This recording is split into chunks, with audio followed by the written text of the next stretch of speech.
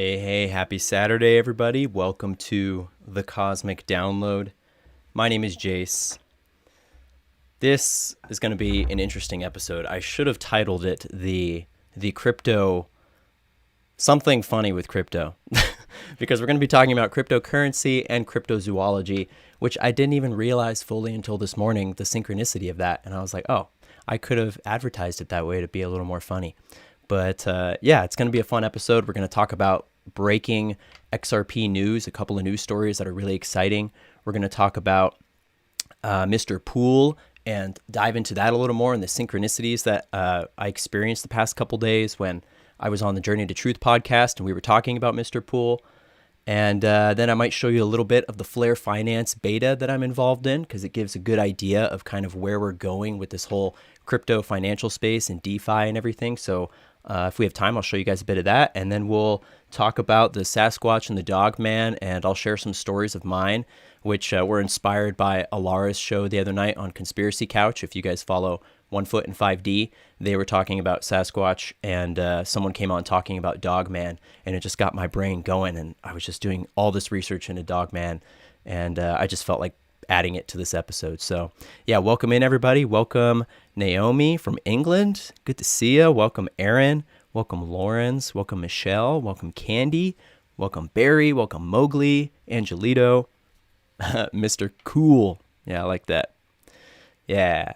All right. Well, yeah, hope you guys are having a great Saturday. I'm going to do a quick smudge before we dive into this to just clear the energies. Everyone, take a deep breath.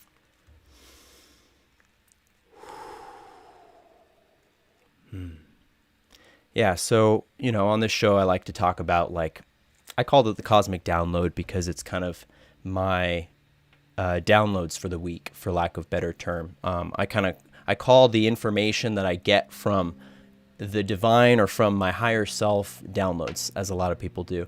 And so this is kind of a space where I share that. I share some news stories that go along with it, but also really grounding the information in and taking a spiritual and a health aspect away from it. And it's all the holistic part of this energy transition that we're going through on the planet right now. And the energies are pretty intense out there, and we're all going through it in one way or another. A lot of shadow work coming up, a lot of inner work. I know I've been really just kind of surrendering to it and diving into it as much as I can, and it's really been helping. But yeah, let's before we get into the first story, I wanted to plug my website, because YouTube, I feel like honestly any day could be my last day on YouTube.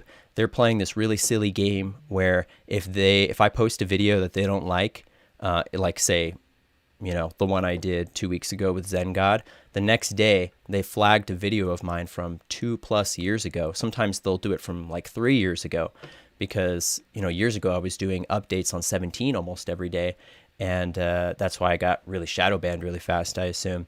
And so they'll literally flag these old videos of mine and use them as an excuse to give my channel a ban. So I have 1 strike right now and a warning. But this is my email list. This is my wife Alexis and I's combined email list on our website, divinesovereignbeings. So just in case YouTube decides that they are going to get rid of me for good, I want to still keep in touch with you guys. So go and join the mailing list. There is a bug on there right now where if we send out an email, it just says Alexis's name. So I've been talking to some people who have been emailing me about the coaching sessions that I advertised. And just so you know, it's going to respond saying Alexis's name. That's my wife. But I'll sign it at the bottom so you know. But yeah, so on our website, we've got a lot of cool stuff. We've got t-shirts and our Teespring link, which is linked over here. Got a lot of cool designs. This one's my favorite. The We Are the Ones We've Been Waiting For has been really successful and is just a great sovereign message to wear. We have a Divine Law and Order shirt, which I really like. Schumann Resonance shirts, other designs, lots of good stuff on here. So you can take a look through there. And then on our website, we've also got our podcast episodes when we do them, when Alexis and I actually find the time to get together and combine our energies. Normally it's one of us have energy or the other does. It's hard for us to get together and actually both have energy. But our latest podcast is on there. We're going to try to do one soon. And then we also sell Sedona fulgurite lightning crystals, which are literally made from lightning striking instantly fuses in the ground. If you're into crystals and metaphysical tools, these are really awesome advanced tools for grounding cosmic energy into like manifesting and rooted energy. And then got some custom t-shirts and our Instagram and stuff. So yeah, check that out. And then welcome everyone else coming in. Like I said, welcome Zen God. Good to see you, man. Welcome John. Welcome Angela. Like I said, I did a video a couple days ago where it was like a crypto 101 video for just getting into it, real basic. So if you're still at the point where you're trying to get into the space and you're having trouble figuring out just how to say purchase some crypto or send it, you can go watch that video and it gives the basics. And then I also announced in that video that I'm going to be opening up like coaching sessions, hour-long one-on-one Zoom call or audio call, whatever you're comfortable with, coaching sessions. And I initially said I was going to open that up to 5 people. And then in the past 2 days, I've gotten way more than 5 people. So I'm trying to schedule everybody. I definitely still want to invite people into that because I want to keep that opportunity open. But it may be like I might have to schedule for, say, later next week or the week after that, depending on how the schedule over the next few days goes. So if you're interested in that, you can do that through my website. If you go to the divinesovereignbeings.com, link down below, and then send an email through that pop-up and I'll see it. Or you can contact me through anywhere else that you know to contact me. But yeah, I'm excited for that. And let's go ahead and get into the first story. I'm going over the comments real quick so I don't fall behind because I tend to fall behind. Dogman's totally on the brain. Yeah, it's pretty trippy. I'm excited to tell my Dogman story. I do have a Dogman story, and it's pretty interesting. It's not quite maybe the same type of Dogman, but I called it Wolfman. But yeah, and then I have some Sasquatch stories that I could share as well. But let's get into crypto stuff. I feel like there was one more thing I was trying to think of before we dove into the next part, but I can't think of it. So let's just dive in. I want to give you guys an overview of the crypto prices today just to start off. Bitcoin's at 48,000. Everything's been kind of stagnant over the past few days. Ethereum 1616, that's a cool number. Tether 0.999. Tether, if you haven't heard, is one of the big lawsuits that is occurring right now. Actually, it might have just wrapped up. I haven't been following it too close, but basically Tether is a private company that creates a stable coin called USDT, which is supposed to be pegged to the dollar 1-to-1. But as you can see here, 0.999, it fluctuates. It's not 100% pegged, and they manipulate the market. And they, just like with the Fed printing real money endlessly, Tether prints fake money that is not. So this is like the part of crypto where, you can get scammy, right? Because Tether, they say that their reserves are backed up by Bitcoin, but a lot of people doubt that, and they haven't actually proved that. So there's this huge lawsuit going on with them that could be really detrimental to Bitcoin in the long run. Just as an FYI, Cardano still at number 4 in the market cap. So XRP used to be number 3 in market cap, meaning it was the number 3 biggest size crypto. And then since the SEC lawsuit, it has gone down to number 7, or if you don't include Tether, number 6. Polkadot, Binance, Cardano have jumped up. So yeah, lots of market manipulation, like on both sides, white hat, black hat. It's being manipulated for sure. Welcome to those that are just jumping in right now. So yeah, the big kind of first thing I want to hit with XRP is XRP put out a statement. This is from Stuart Alderati, and he is, oh shoot, I forget his position, but he works for Ripple, general counsel at Ripple for their legal team. He said, update on Tetragon's Series C shareholder suit. The judge ruled that since there has been no official determination regarding XRP's status, Tetragon's claim that a securities default occurred is wrong. Our full statement. And Ripple put out an official statement. So let me take a swig of water real quick. If you're unfamiliar with the context around this, XRP, Ripple was sued. Ripple, who manages the XRP asset, was sued by the Securities and Exchange Commission under the allegations of XRP being a security that was not registered. Now, I've talked about numerous times why this whole case is super shady from the beginning and why the legal team really has no backing, and Ripple's lawyers, who are comprised of like former SEC chairmen and other international like banking people, they've got a really solid legal team. And the XRP community, like the people that are actually into the deep research, I think most of them weren't even really fazed by this SEC lawsuit because when you really look at it, it's so obvious how flimsy the suit is. And so let me read you Ripple's statement. They said they're referring to a separate lawsuit regarding a exchange called Tetragon, which I believe sued XRP for saying that they were selling securities. So they said, today the court in Delaware rejected Tetragon's claim that the SEC had officially determined XRP's status. This ruling, coupled with a separate filing the SEC made today, should put to rest any confusion. The SEC has not determined that XRP is a security. As the Delaware judge stated, quote, but XRP is no more a security after the SEC filed the enforcement action than it was before. A determination resolves the question of whether XRP is a security. The enforcement action, by contrast, asks that the question is not yet resolved. Ask the question. The question is not yet resolved, so a determination has not yet been made. And when it is made, it will be made by the district court. Therefore, Tetragon's claim that a securities default occurred has been proven wrong. Separately, the SEC itself acknowledged today in another case brought by XRP holders against the agency. So XRP holders sued the SEC because of the huge market decline that happened and all of the capital loss that XRP holders experienced because of that super shady lawsuit.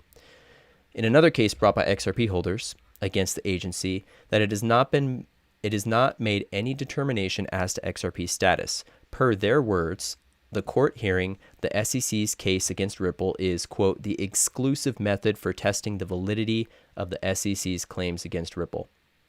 Let's call Tetragon's lawsuit what it is, an opportunistic move to take advantage of the SEC's allegations. What has always been clear and made even more so today is that the SEC has still to prove their case in court, which we do not believe they will be able to do. As our lawyers have said publicly, the SEC is dead wrong. We look forward to bringing SEC's case to a just and speedy resolution and remove the cloud that the SEC's misguided actions have cast over the XRP market. Dang, that is a really, really confident statement. And just to sum it up, they're basically saying that even though the SEC is claiming in their lawsuit that XRP is a security, it has not actually been legally determined a security. And so in this separate case, someone who tried to claim it was a security, the court said, no, it's not legally a security, at least not yet, until this lawsuit with Ripple and SEC is finished. So it sheds light on all of these exchanges. So remember when this happened, just like with the Robinhood GameStop thing, right? This is huge. They shut down almost every single exchange in America for XRP. Almost every single company chose to remove XRP from their platform. So it's like Robinhood when they took off GameStop, except imagine if like almost every single company did it. And the only one that didn't was Uphold and BitTrue, but BitTrue isn't really like, you can't really use it in the US anyway. So Uphold was the only one that stuck with it. And so this proves that they did not have any sort of legal oversight or push to do this. It was purely speculation. And deeper, my understanding is that this is the DS, this is the cabal. This is the cabal at its finest, trying to take down the new financial system that's going to be working for the people. And it's becoming more and more obvious every day. So that is huge, right? And what Ripple CEO Brad Garlinghouse said on that is, this is why regulation by enforcement wreaks such havoc. By bringing a massive enforcement case, the SEC acknowledges they didn't determine anything, but the crypto markets, under pressure, interpreted the filing as such, causing massive damage to retail holders. And now the SEC affirms that no determination has been made about XRP and it didn't order or ask anyone to halt trading, delist. So retail holders shouldn't blame the SEC, but instead wait for it. Blame the exchanges. So who are they protecting? Right? Who are they protecting? They're protecting the cabal. They're protecting Bitcoin. They're protecting Ethereum. They're protecting the 1% and the cryptos that they want to use for the NWO. That's my take on it, you know? And I think that's what Brad's alluding to as well.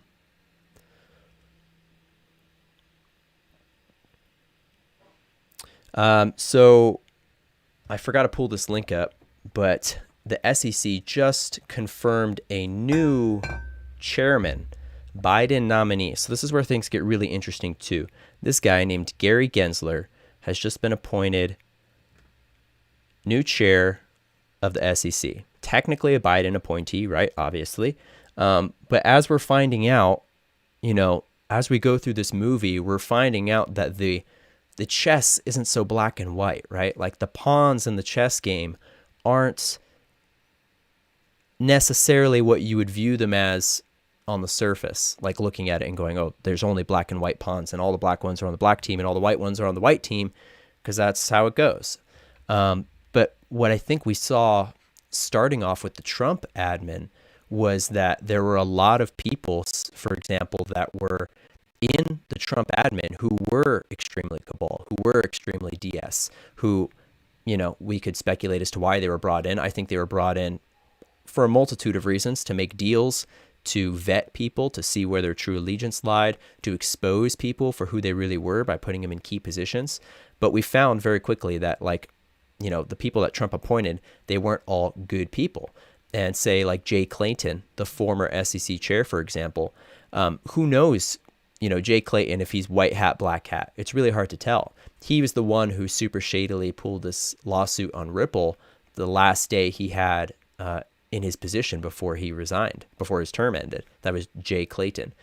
But then you have this other person who's technically the Biden nominee come along, and he's almost kind of being seen as the person who is going to make this right. So it's really interesting, you know, and I don't vouch for this guy. Like, here we go. Gary Gensler, like, I don't know too much about him in particular. I know that, like, he worked, like, look, Gensler served as the CFO for Hillary Clinton. I think he worked with Obama, and, you know, so he definitely has shady ties, like a lot of these people do. But it's almost like, you know, we've talked about like the puppets and the cloning programs and stuff on this channel, and who knows how deep that really goes. But puppets, I think, is a really important thing to understand.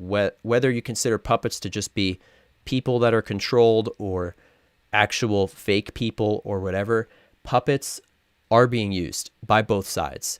And it's like, even though someone might have been associated with what we would have been, you know, the DS in the past, like clearly, you know, connected to the Clinton campaign and stuff, but we don't know truly what's going on deeper than that. Is this guy just a puppet copy? Is he, you know, we don't know, but we know what role he might play in this upcoming financial space. And so, to give a little bit of background on him, he actually teaches about Ripple at MIT, or I should say has taught. There are videos of him teaching his classes online where he is very familiar with Ripple and with, say, like the Interledger protocol, and with the way that Ripple functions, and like the various parts of it, and XRP and everything. But he still believed that, according to the Howey test, that XRP would probably be considered a security. So it's really fascinating, and it's another piece in the puzzle that I'm keeping my eye on. But most of the people that are in the XRP community and are following it get a good feeling about this guy's role. Again, not necessarily like this guy in particular. Like, I don't have any reason to trust him as an individual, but the role that he's playing, I do think will be significant in this space.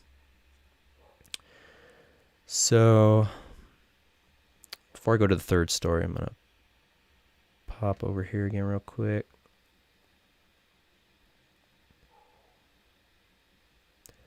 Will the price of XRP increase before or after all these other exchanges allow it back on their platforms? That's a really good question. It really depends. Like, it depends what happens. You know, maybe the other exchanges will never allow it back on. I mean, we're looking at a war between a side that doesn't want the public to have access to this wealth tool, this abundance tool that could change lives, and the cabal, the DS, is doing everything they can to make this investment look as scary and irresponsible as possible, even though it's you know, in the top cryptos, it's the only like American one that's really controlled in America, you know, back when it was in the top 3.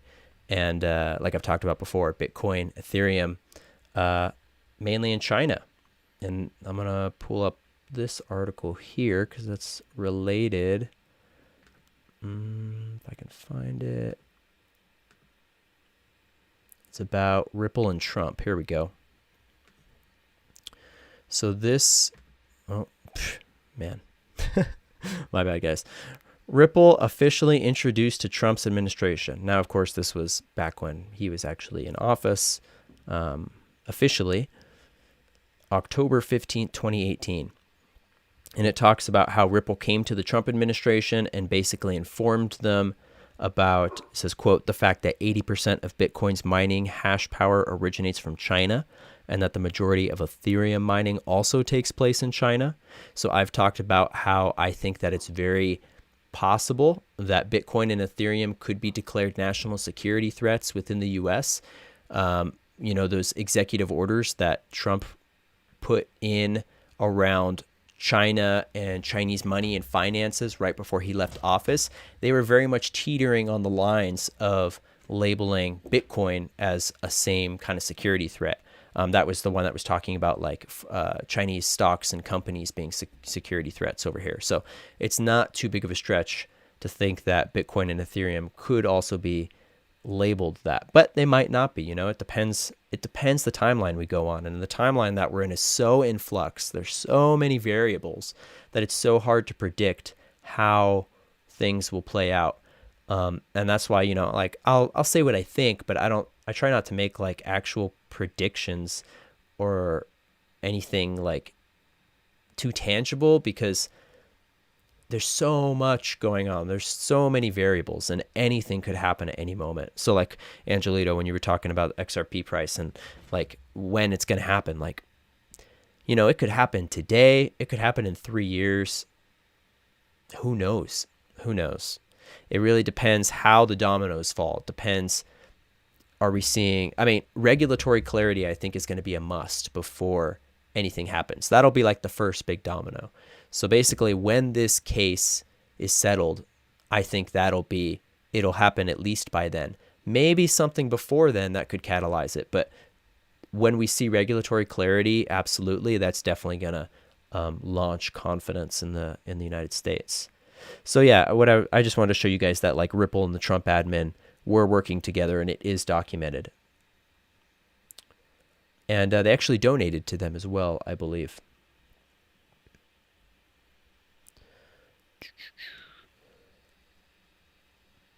Hey, Tessa. Good to see you. Hey, Galactivation.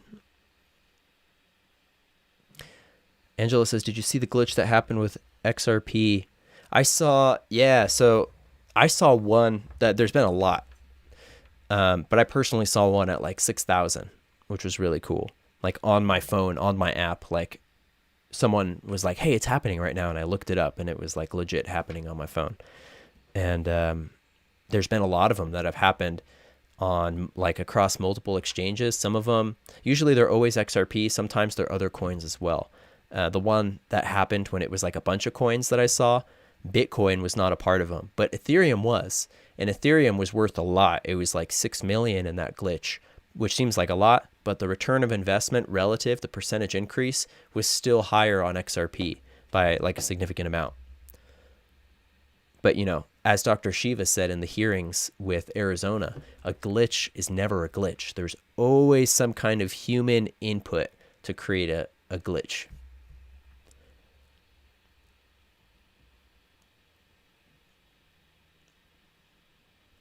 Hey, Brooke, welcome.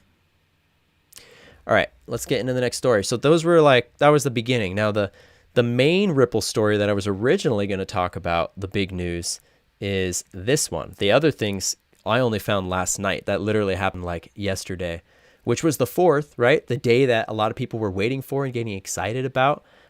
Personally, I didn't have any hopes up. I legit felt like nothing was going to happen, but seeing this stuff happen with XRP and the statement coming out basically saying it's not a security, that was a pretty big thing. So that was kind of a redeeming, like, I don't know, kind of made up for the fact that nothing happened, even though I didn't expect anything to happen.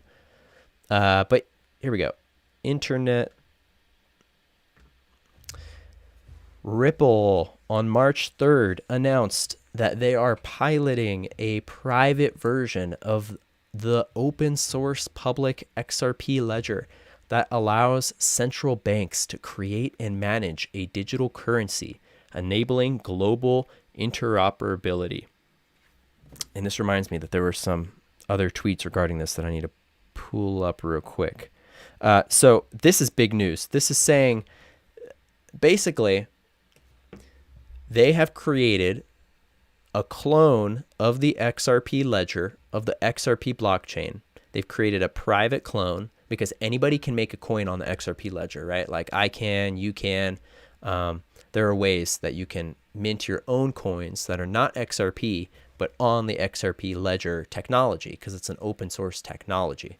So Ripple basically customized a private version of that for central banks to use, which is massive because this is something, of course, the community and the crypto community in general have been talking about for years now, is CBDCs, which are central bank digital currencies, which basically means getting an official digital currency relative to a fiat. So like a digital dollar, digital euro, digital yuan, like regardless of whether you're comfortable with that or not, like it's happening and we kind of just have to accept that. And I do think ultimately it will be good. And this is liberating us. But we can talk about that later. If there's anyone that is still kind of concerned about like the change of the digitization of finances, because I know that can be intimidating for some people to think that we're moving to like a digital finance system, but in reality, we're already in one. We're just in one that doesn't have anything backing it up.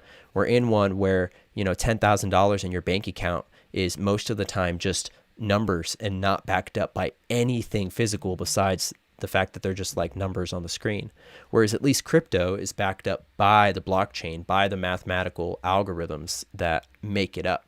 And so we're going to be moving from a digital system that's like a fake digital system to one that is a legit digital system, more aligned with natural law, that also will be able to use tangible things like heavy metals and gold and other trading commodities. It'll be like, the way I see it is it's going to be the best of all worlds, where the digital side of things will only enhance the sovereignty of the physical traded items, if that makes any sense. Anyway, that was a bit of a tangent. Hey, welcome, Bo. Good to see you. Welcome, Mr. Bassinator. Welcome, Claudette. So basically, people have been speculating that they were going to make central banking digital currencies on the XRP ledger for a while, because of course Ripple's whole intent with XRP is that it is the global reserve bridge asset, right? Not the one coin to rule them all, not the Bitcoin or the Libra, which is what those were, right? Like Libra and Bitcoin pretty much are trying to be the one thing to do everything, or like Ethereum, right? XRP is intended to be a bridge asset, not the one thing to do everything. It needs an ecosystem, which is sovereignty, in my opinion. That's like the free market. That's like, you know, you have the Cabal crypto timeline, which is one coin that does everything, and you have the white hat 5D financial crypto timeline. I don't want to say crypto timeline, but crypto is involved in that, and that is decentralization and a whole ecosystem of different kinds of currencies that work together, because that way nobody is ever forced into using one thing, right? When you have an ecosystem, it allows free will to really take over, and so you can go wherever you want to go within the ecosystem and put your money.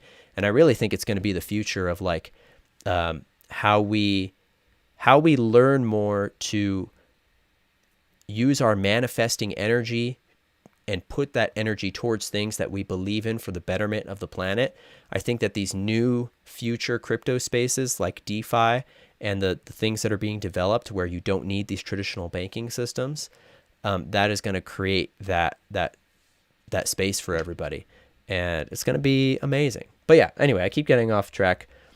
This is really exciting because essentially it confirms all of the theories that the central banks will be most likely using the XRP ledger as a bridge asset, but essentially they are a little bit too scared to go on the public ledger. So I'm going to read you a tweet from David Schwartz, if I can find it.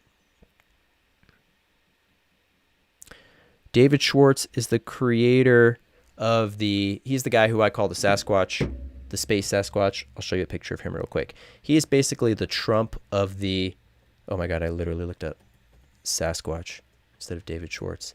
Did that last time too. He's the Trump of the XRP community in a way. Oh, that's not him. There we go. I call him the space Sasquatch because he looks like it. And I mean that in the most endearing and complimentary way. I love Sasquatch and I love space. And this dude has awesome energy and is a genius. He's a genius. Worked for the NSA. I've talked about him a lot. I'll probably do a deep dive video on him. But anyway, in regards to this, again, he created the XRP ledger. So he's very informed on how all this works. He said, if someone says they want a walled garden, but you can't convince them otherwise, you build them a walled garden with a big red button that says press to lower walls. Then you wait. So basically he's saying this privately, like this cloned XRP ledger that the central banks are going to be messing with is essentially like them having the garden, which is the freedom of using XRP and Ripple network, but they're too afraid to be on the public ledger because they don't want their public transactions known, right? So that's the bank's biggest concern, is that they don't want their stuff public, right? They don't, as you know, a lot of us do, but that's the beauty of the blockchain, is that everything is public. On a public ledger, everything is public. That's why they created this private ledger for them to experiment with. And this private ledger is akin to this wall where basically it's like, eventually they will realize that the use case is improved. The use case with their customers will be improved without that wall there, which metaphorically means that they will end up coming over to the public XRP ledger where the rest of us are, because the practicality of it will bring them there, because the separation energy is not going to be beneficial for them. They're gonna get more out of it being in this space. Now, I can hear a lot of people psychically going, "We don't like the central banks. Why are we celebrating that? Say the central banks are working with Ripple and have partnered with Ripple." And just to add on to that, Ripple also partnered with 15 new central banks over the past couple days. So huge thing. So the importance of that is it really boils down to free will. As 17 said, we have to be shown the truth, right? It can't just be told to us. We have to be shown it, which means free will. It means that the average person needs to have the free will to make decisions and not just be told, hey, these people were evil and you're never going to work with them again, right? It's like, as we're going through this shift into this new 5D, fourth density energy field, there are things being cleared out, but I don't think the Galactics want the military going in there and just like clearing it all out for everybody and doing that work for everybody. It's like, we have to do this work. We have to come to these conclusions. So one of my personal conclusions is that the banking system is how they're sneaking XRP into the public sector. And it's like they had to sneak in this new quantum financial system in a way that it wouldn't automatically trigger the responses of the cabal, right? Like this is 12D chess, right? The military umbrella, I believe that there's a lot of compartmentalized military operations going on, where 17 is one of them. What's going on here with the quantum financial system and cryptocurrency is another part of it. And then I'm sure that there's like dozens of other aspects, compartmentalized aspects of this alliance. You could call it the alliance, military interplanetary operation. And I believe that it was the plan for them to sneak in this new financial system through the banks in a way that the banks would still be allowed to use it, but they're going to be put on even playing fields with the rest of us. So the banks will still be around, at least for a little bit, in my opinion, but they won't have the power that they used to. So people can still choose to do business with them if the convenience is there for them, and that's what their free will wants. But for those of us that don't want to work with the central banks, that's where things like Flare networks and DeFi, we become our own banks. We literally become our own lenders and like all sorts of things. There's like our own agents. There's, with Flare in particular, there are so many ways that you can make passive income where it's basically like anybody can become their own sovereign banking entity. And so I think we're going to see this situation play out where like people will be given the free will to choose. And it's very possible that people are just going to not use the banks and the banks are going to cease to exist. But still, that was like the vessel to get this technology in and sneak it in under the cabal, because it's possible, a lot of people think that Ripple, when it was first created, Ripple the company, not XRP, but Ripple, was cabal originally, which is very possible. And I think that if that is true, that they were taken back over in 2016 when Trump came in and when they put all these new people on the board of directors and in key positions at Ripple and tons of other companies, right? Remember, this was the time period when record numbers of CEOs were stepping down across fields internationally, financial, like all sorts of business, not just banking sector, tech, like everything. Record numbers of CEOs were stepping down when Trump was coming in. And it was at the same time that Ripple had this big change in energy. And one of Trump's speechwriters, who's friends with Jared Kushner, actually got on the board of directors at that time period. So it's a lot of things that, on the surface, it's like, oh, Ripple working with the banks doesn't seem good. But when you really do the deep dive and do the research, just like with 17 and with everything, you find that what you see on the surface is not always what is actually happening underneath. And it has to be that way, right? Because if it was so obvious, then the enemy would know, right? It has to be confusing because that's the art of war. So, yeah, that's my little rant about that, but very exciting. I'm going to go back over to the comments here. Hey, Alara, welcome 1 foot and 5D. I don't know if you heard, but you're the one that inspired me to talk about Dogman and Sasquatch today. The guy that came on your channel, especially talking about Dogman.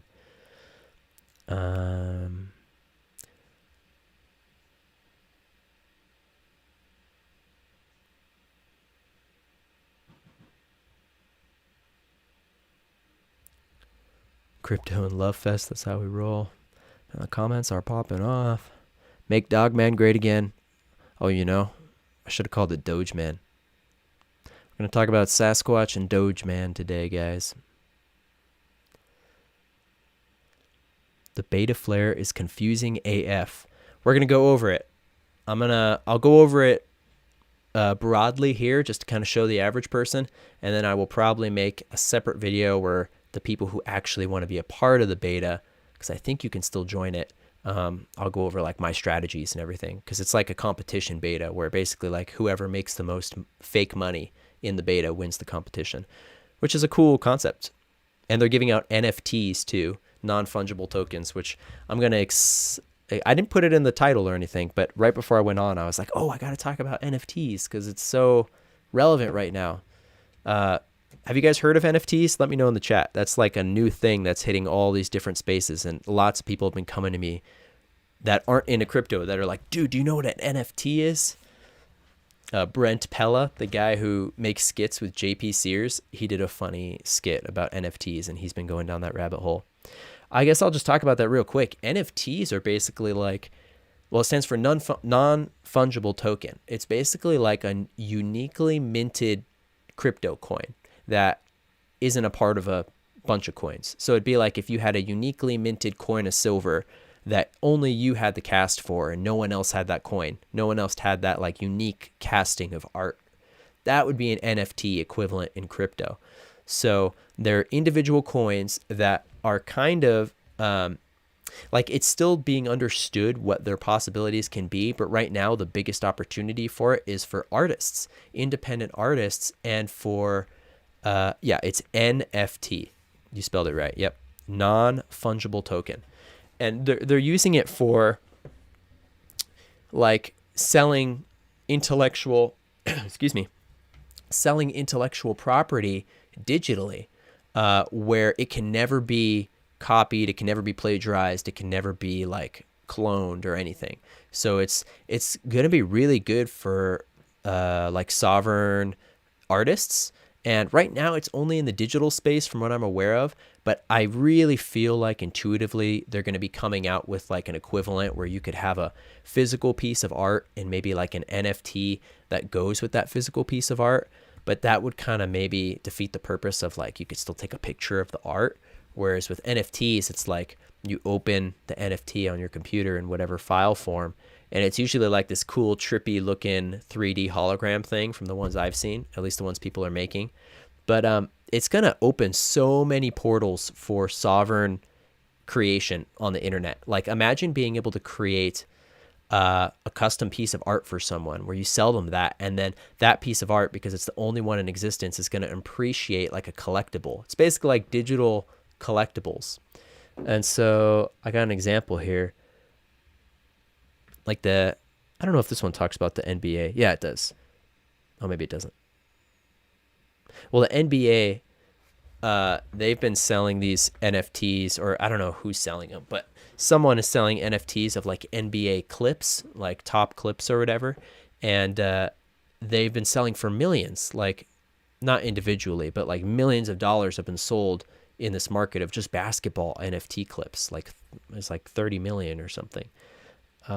This artist talks about Grimes, who is Elon Musk's girlfriend, sold a bunch of NFTs for nearly 6 million. An NFT of LeBron James making a historic dunk garnered more than 200,000. The band Kings of Leon is releasing its new album in the form of an NFT. So it's interesting because when I first heard of it, I was like, this is going to be really good for sovereign artists. But then the media started talking about it, and now it's like the media is like taking over the narrative with it, and it's kind of like confusing me because I feel like it's gonna, I don't know, like I say about crypto and a lot of things in general, the technology is neutral itself, right? Like it's not like it, like technology is generally neutral. Like in the Law of One, they talk about how positive beings seeded the conscious, or seeded the idea of nuclear energy on the planet here. And then it was through the Manhattan Project that other beings got involved, and then they created the nuclear bomb, which was, of course, dark. So that's an example of something that was a benevolent technology. Nuclear energy was supposed to help the planet, and then the dark co-opted it and used it for destruction and murder. And so I feel like it could be a similar thing here, just like with crypto in general, where like this could open so many opportunities for like small businesses and entrepreneurs and independent creators and things like that. But at the same time, it's like the media and like the NBA and all these different groups are almost like trying to take control of it and swoop it up. And it makes me wonder where they're going to go with it. Like what kind of potentially dark things are they going to try to pull with this technology? And on the other hand, what amazing light things are going to come from it. So the duality is always interesting with these technologies. It's important to, I think, keep in perspective. Yeah, 3D, it's like Pokemon cards, 3D Pokemon cards. No flipping time. I'm going to do some research and try to make my own in whatever form, just to get the understandings of it. And then once I get it more, I'll share with you guys, and then we can make our own NFTs, and maybe we'll become super rich. But it's a cool concept because it's like you could make a piece of art, and then it's, you know, one of 10 or one of 3 or one of 1, and then it's going to appreciate over time because of the scarcity. So like the NFTs that are being made right now, a lot of really big billionaires are investing in them because they know that these original NFTs are probably going to be the most valuable because just of the time, and they're going to be the original oldest ones. In that other article, it said Jack Dorsey was making an NFT of his first tweet, which is like, who cares, dude? I'd pay to not see your first tweet.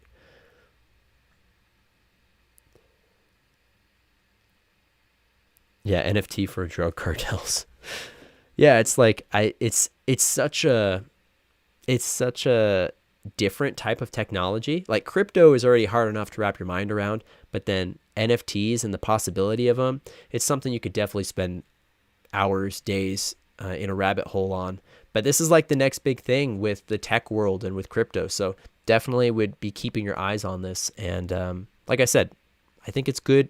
There will be good and malevolent applications, benevolent and malevolent. That's what I would guess, at least as we're going through this transitionary period before we get to this new earth. It's like there's still some duality to be sorted out while we're here, you know? Ethereum fork in July will reduce gas prices, I read. Maybe. I know they're saying Ethereum 2 is going to try to fix some of that, but I don't know. Ethereum in general, I do not get good vibes about. Let me show you the creator, one of the creators of Ethereum. His name is Vitalik. Just, you know, just if you want to look at this guy and do a little bit of energy reading on his aura. I call him the meth elf, you know, like if he was like a class of mythological beings in Skyrim, he'd be a meth elf. And I don't feel bad saying that either because he's kind of a dick. Like I've seen him online and he's like constantly trashed XRP, like just made it look like a horrible thing, which shows me he's cabal. And the vibe I get from him is not a good one when watching his videos and his stuff. He looks like a very sick person, just straight up, you know, just aura wise.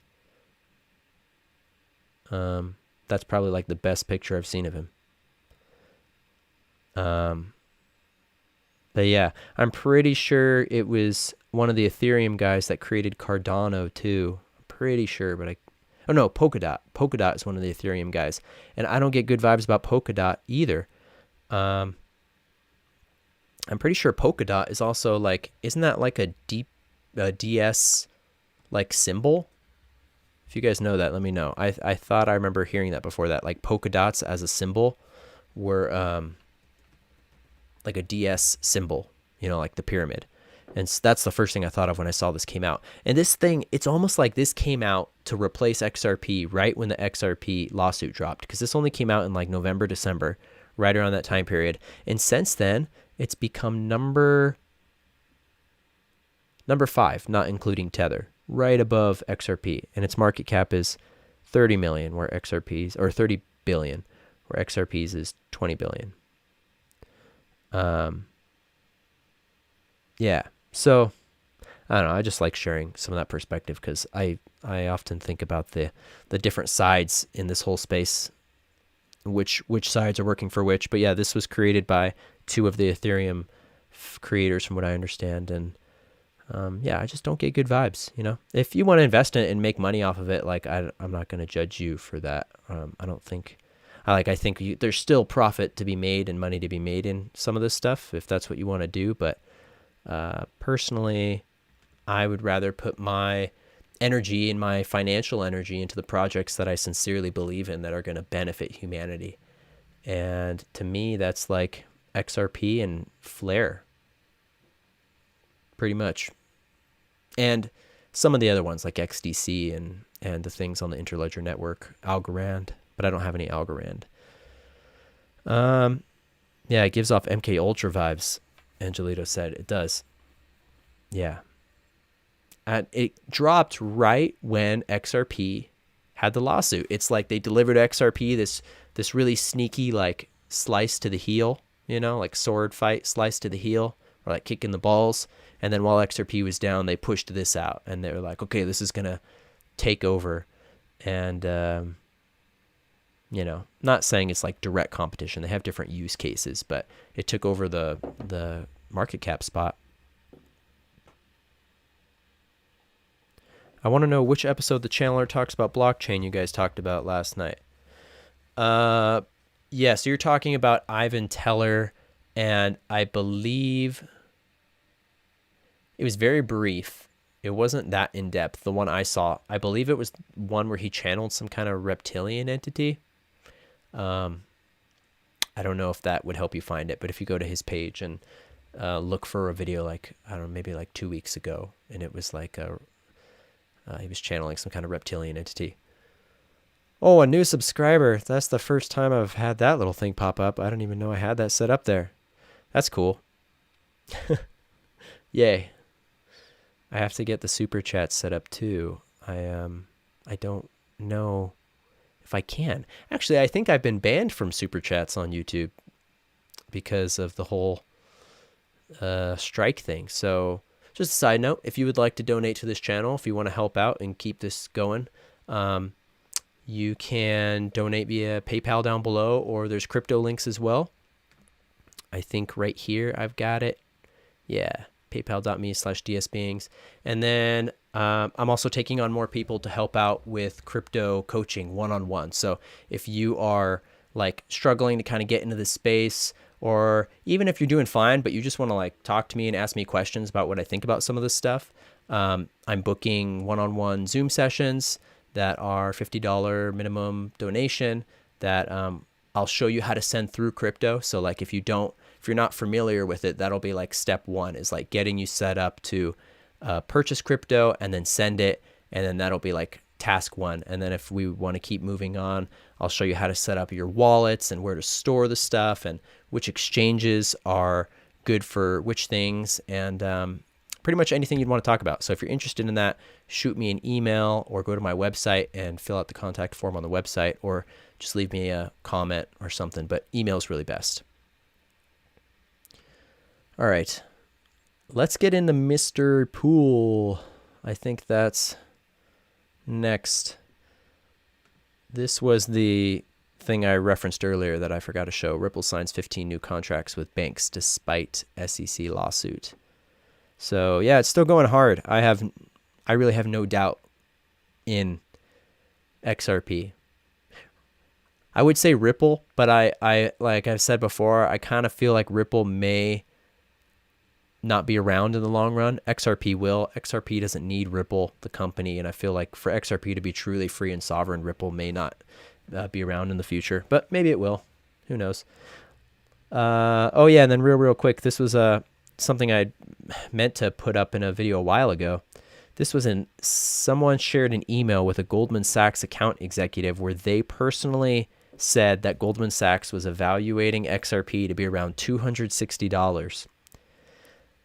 So in the reply, they said, Vincent, we don't disagree. We think with the current market situation, the real helpful piece of information to focus on is the bank established recently in Anchorage, the hope for the coming days based on what we are predicting the end of March or early April for full transition and reestablishing one combined ledger. Wow, that was a run-on sentence. Once the market is flooded with the real volume of available shares, we are seeing a real-time price of $260.56. That's pretty, like, precise, 56 cents. They must have crunched some numbers. That's not just like pulling out of their butt. Based on estimates of the real market evaluation. Hopefully these numbers will be realized with the new transitions being introduced. Now, some of you might be like, whoa, that's a lot of money, right? Like, it's what, like 46 cents right now, XRP. And this guy's saying it could be 260. Personally, I think that's just the beginning. There was another like financial advisor, capital manager or something that I think I shared in a video recently, where he discussed how if XRP becomes the reserve bridge asset as Ripple intends it to be, then the market value would be anywhere from $10,000 to $30,000 a coin. A coin, meaning if that happens, say it goes to $10,000, that means you invest 46 cents today. Hypothetically, if that were to happen, that would be 46 cents turned into $10,000. So you see where like my mind is going with a lot of these things. And then we look at these glitches where consistently these glitches have happened. $6,000, $7,000, $8,000, $10,000, $20,000. Glitches at $50,000. It's nuts. It's nuts. But there's no such thing as a glitch, right? $50,000 XRP, I think, would only really be possible if, like Brad Garlinghouse said, the majority of other cryptocurrencies went to zero, which he said is what's going to happen, that the majority of other cryptocurrencies will go to zero, and there will only be a handful that stick around. Right? So like in that glitch I saw, I was telling you guys, no Bitcoin was in that glitch. Ethereum was there, but Bitcoin wasn't there, which is kind of like a hint, in my opinion, to show us what's to come. But even $260 would be awesome. I mean, that's a nice validating number to hear from someone in this industry. Could be fake, but feels like it's a real email, but who knows? 49 people in here. That's awesome. I think that's the most I've had consistently at one time. Thanks everyone that's here right now. We're about to dive into Mr. Pool and the synchronicities I experienced with Mr. Pool when we were on the Journey to Truth podcast 2 nights ago. Yeah, 2 nights ago. On the 4th. Okay. So I'm trying to like, half my brain's trying to like read the chat to make sure I don't fall behind. Meth Elf is a great name. Thanks. We got to put him on Skyrim.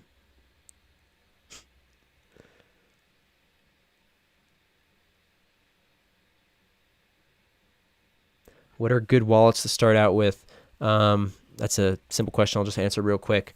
If you're looking at a free phone wallet, a hot wallet, Trust Wallet is a good one. That's just an app, and you'll have to write down the whole code for it and everything so that you don't lose it.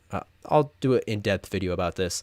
Ledger.com sells hard wallets that are like USB, which are really good too. That's like the most secure way to store your crypto. But I will definitely be doing a video soon on how to store crypto.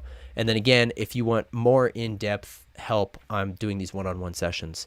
And we can like literally talk about anything you want. Welcome, Dharma Angel. Thanks for finding the channel. Glad you found it on Journey to Truth. 50 friends here chatting. I think we can get the likes up on this video. That's the moddiest thing I've ever said. Thanks, Amy. Yeah, hit that like button. Please share. Subscribe if you haven't subscribed. And just finishing up these chats, and we'll get into Mr. Pool. So when Elon Musk mentioned being able to pay for a Tesla with Bitcoin, how would that work out? Like if Bitcoin goes up tremendously, would the value of your Tesla go up, or would you payments be lower? I believe, I don't know how he's charging it, but I assume that he's charging it for a standard amount of Bitcoin. Like say it's like, I don't know, one Bitcoin or something. I guess it would be. That's pretty crazy. I don't know if he's doing it that way or if he's like $40,000 in whatever Bitcoin that would be at that given time. That's a good question. It's 'cause you're awesome. And you too, Alexis. Thanks, Tessa. That's sweet. All right. I'm caught up. Let's get into Mr. Pool. So, Journey to Truth channel. These are really good friends of mine, Tyler and Aaron. I've known them for years. Aaron and I happen to be wearing the same shirt right now. On that interview Thursday night, we talked about Mr. Pool, and I brought up I talked about what Mr. Pool was, which for you guys that don't know, Mr. Pool is, I don't even know how to explain it.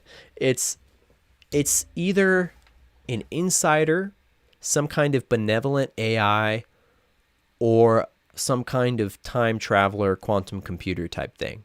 But it's some kind of quantum prediction page where it has consistently predicted events and given drops very similar to the way 17 has. So Mr. Pool is kind of like the 17 of the XRP community, and David Schwartz that I was talking about earlier is kind of like the Trump of the XRP community.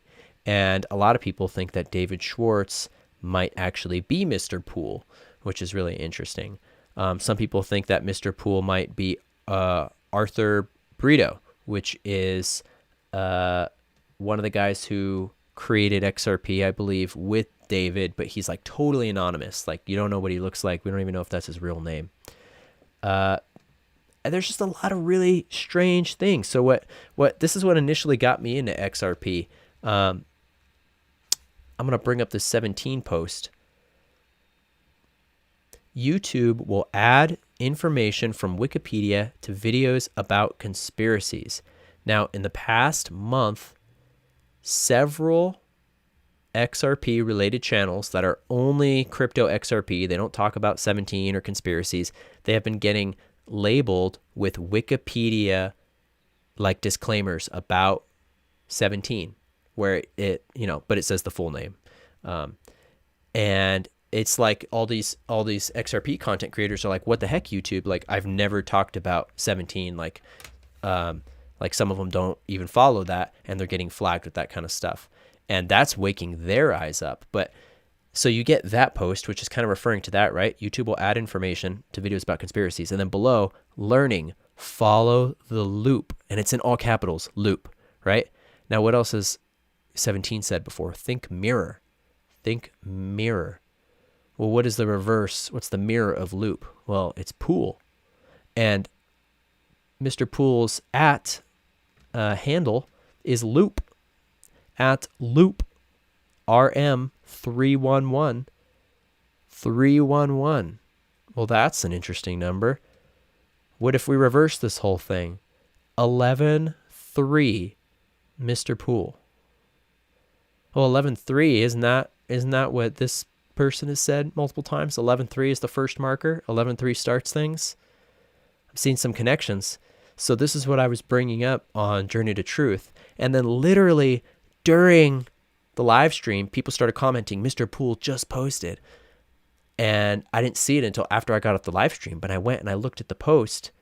And, okay, I'm going to have to pull it up on a different page, because the way Mr. Pool works is that the majority of posts are deleted instantly. They're posted, and then a second later, they're deleted.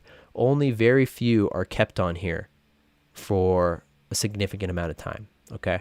So if you want to look at new Mr. Pool, there's this page called, there's a lot of pages that document them, but this one is Fojak, Fojak 3.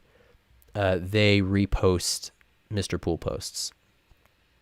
And so the one that was posted when I was talking about that was this. 11-3, 111, 589, 111, 311. So I was literally talking about the think mirror and the 11-3 and the significance of how that correlates to 17. And then while I'm talking about that in the interview, Mr. Pool posts this. It just blows my mind. And then, okay, 589 is the Easter egg for XRP. That's what I talked about in my Flare Finance analysis video about the Space Force and the quantum financial reset. If you haven't seen that, where they show the giant letter Q in the trailer and a JFK quote, well, they have a allusion. They have a reference to 589 there in the very beginning. It says Director 589. 589 originally came from Bearable Guy. So this guy, this is another one of the Ripple Riddlers. It's actually kind of presumed by some people that Bearable Guy and Mr. Pool are the same person. Oh, shoot. I just closed it. And I'll show you why in a sec. But Bearable Guy also posts pictures, but they're different. They are... Now, see, Mr. Pool posts like stuff that's already out there, like public source public pictures and clip art and videos and mostly public stuff. Bearable Guy posts these like clip art collages that are completely custom made, that are complete cryptographic messages. So think 17 posts, but now it's in like pictures, and it's so in detail. I mean, if you zoom in, look at all the writing on the walls. There's like all these random strings of code. Like the cryptography is next level, and the symbolism throughout all of them. So there's always this bear. This is the bear. Looks like he's masoning something, maybe creating something. I don't know. I'm not going to try to actually analyze this in detail, because there's a lot of really good channels and pages that really analyze them well. But I'll give you the gist. This is kind of presumed to be Brad Garlinghouse throughout the stories of these pictures, who's the CEO of Ripple. He's portrayed as being in a golden suit of armor, right? Like the gold system, like defending the gold.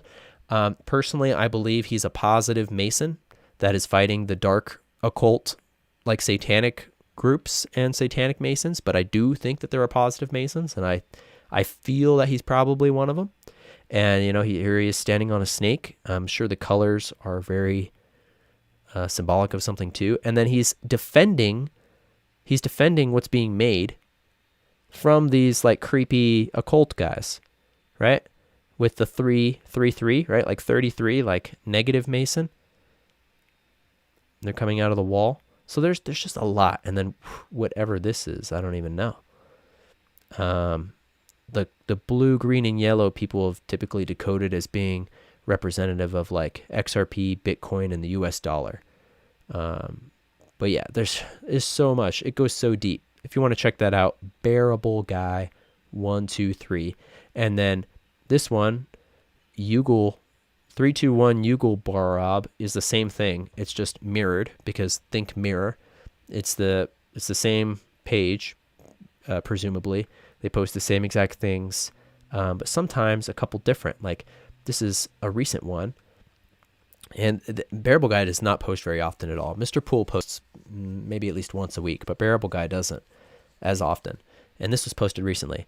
Quote, "There is more treasure in books than in all the pirates' loot on Treasure Island." Walt Disney. There's more treasure in books than in all the pirates' loot on Treasure Island. It's very interesting. And then he tagged all these different kind of XRP community people, like people that are just content creators on Twitter and stuff that talk about like 589 Society. So that number is referenced a lot. It's like a direct Easter egg. I think it was actually from one of these glitches originally where it went to 589. And then there was like a 589 end of year cryptic picture that was posted by Bearable Guy in 2018. And then just like with 17, when the predictions didn't happen when people thought they were going to happen, like things that people thought were dates that weren't. Same thing with this. We didn't end up hitting 589 by the end of 2018. I didn't even know about XRP in 2018. But it's like they're still bringing it up. The fact that they put it in the Flare Finance video, Director 589, makes you wonder what it is. So I'm going to go back to Mr. Poole, and I'm going to reference something that Red Collie put up. If you guys are familiar with Red Collie, because he did a pretty good decode, which connects it directly to 17. Oh, shoot. I got to go to the Fojack one. Okay. Fojack. Let's go back. And these are posts that have happened since over the past 2 days, which are showing riots and stuff. So very likely that we're going to see riots or something. Mr. Poole is often pretty spot on about these things. Predicted a tsunami. Mr. Poole was posting pictures of the tsunami, and then the whole tsunami warning happened, and literally posted a picture of Auckland, New Zealand, where the tsunami warning was. It's funny too. This is in one of my intros. I have like a couple different versions of my intro, but this sun is in one of them. So that was just a personal synchronicity that was kind of cool. Okay. So again, I'm trying to find here we go. Red Collie's decode. So again, I was talking about this right when he posted it. So trippy. Now, what could, okay, so 589, but we're thinking mirror, right? Because this is kind of telling me reverse, right? Everything here is a reflection except 589. So what happens if we reflect 589? We get 985. So Red Collie linked to this thing called codetable.net. I don't actually know what this is decoding or how it works, but you could put like any number in here and it comes up with like a Unicode decimal code and like a Greek letter. And the one that comes up for this is Kopa. And Kopa is the Greek letter for Q. It's what became the letter Q. It's the source of the Latin Q. Kopa. And then Red Collie also linked this picture with the Pegasus.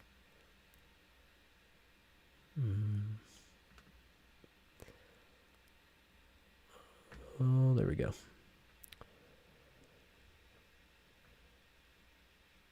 And he said that this page, Fojack, wouldn't let him comment what it was, meaning 17, because, I don't know, maybe he doesn't want to draw that attention or get banned for talking about that. But he said, what could 985 code for? Fojack will not let me say LOL. Yeah. Really, really interesting. Always the Joker. 985 on his white horse. So, I don't know. What do you guys think about that? Let me know in the comments. Is there anything jumping out to you? Hey, Fearless, welcome on. Or maybe you guys have seen 589 before in like different contexts. It's not so easy to like see on a clock.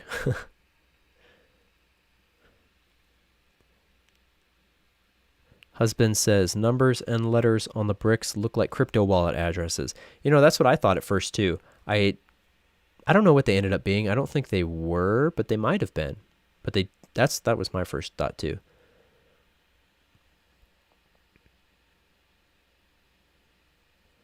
$12.12 PST, make a wish, says Mowgli. Riots due to George Floyd, court case on Monday. Oh, I didn't even know that was coming up. That might be why. Well, I mean, Mr. Poole was posting just straight up like riots and